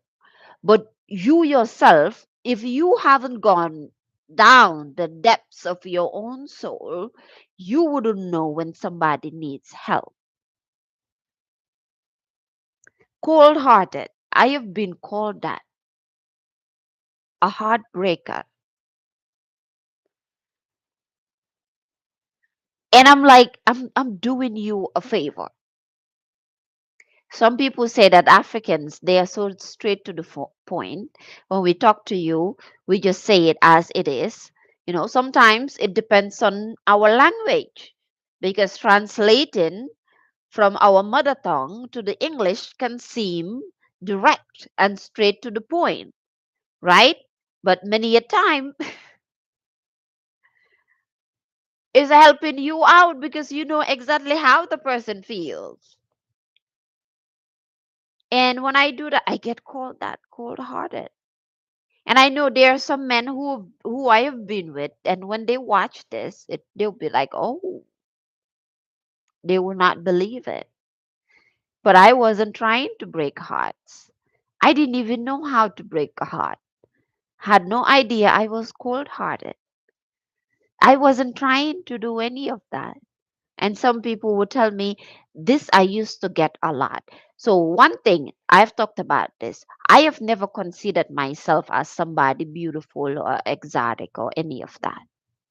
And some people would used to use that as a weapon against me. Oh, beautiful women do this.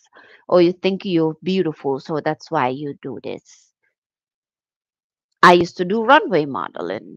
Oh, models do this. Oh, African models do this. And I'm like, listen, I'm not even thinking about you. I'm trying to figure out how to get this pain away from me. So we never know what we don't know. We never know what we don't know, right? I have always hated my smile. So people used to tell me that I have resting bitch face. And I would go out and men and women would tell me, smile. You have a beautiful face. You should smile. You look so serious. There's something wrong. And I'm like, I'm not trying to be serious. I also don't have anything to smile about. Tell me something to smile about. Joy said yes. Yeah.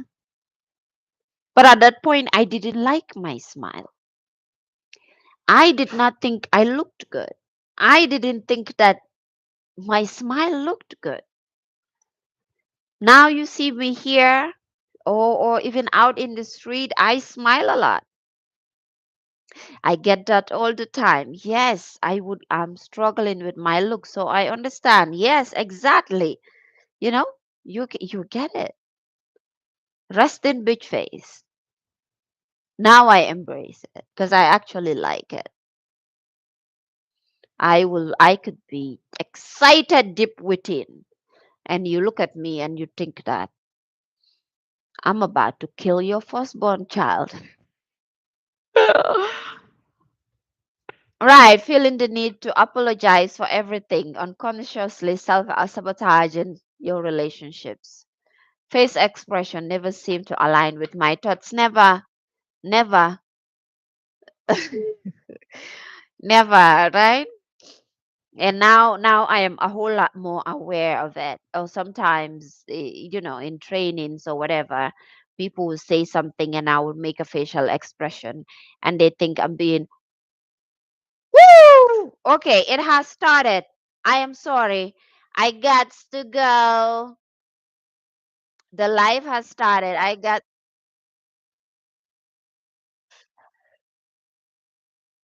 okay. I got to go. Should I do that?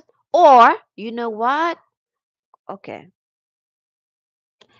But the live has started. You know what? I will not be present with you if I pick a card. They told you you can't play poker. Girl, I have heard everything. You know what we will do? Click the links in my bio, right? I will post, I'll pick a card. I'll do it with my daughter. She always chooses this, and this card she chose, this deck, right? You too, Joy. Pleasure to have you here with me. I will post it on Instagram, LinkedIn, Twitter, whatever came up. Even if I don't pick a card, I actually have this African, what is she again? An Ifa. She's an Ifa, and she's a something of Oshun, and she would always share some of these soul soothing prayer. Yeah, oracle prayers, right? I will share the message today, right? You have a wonderful day. I got to run to my school because I cannot miss it. Love you, love you, love you. I will not be here on Monday, but I will be back on Tuesday. There's a possibility I'll keep the time at 12. But look out for the flyer because I will always post a flyer to let you know when I will be on. Right? I'll see you again. Love you all for being with me. It's been a wonderful, wonderful Freedom Friday, like we like to call it in Girl Hold My Hand. Blessings, blessings, J King, blessings. So I'll start with TikTok. I'll close it here. Thank you, TikTok, and then Instagram. Bye bye. Kia. We'll see. We'll see, right? You and Giselle, if you are not in Girl Hold My Hand, join Girl Hold My Hand through me. Through me.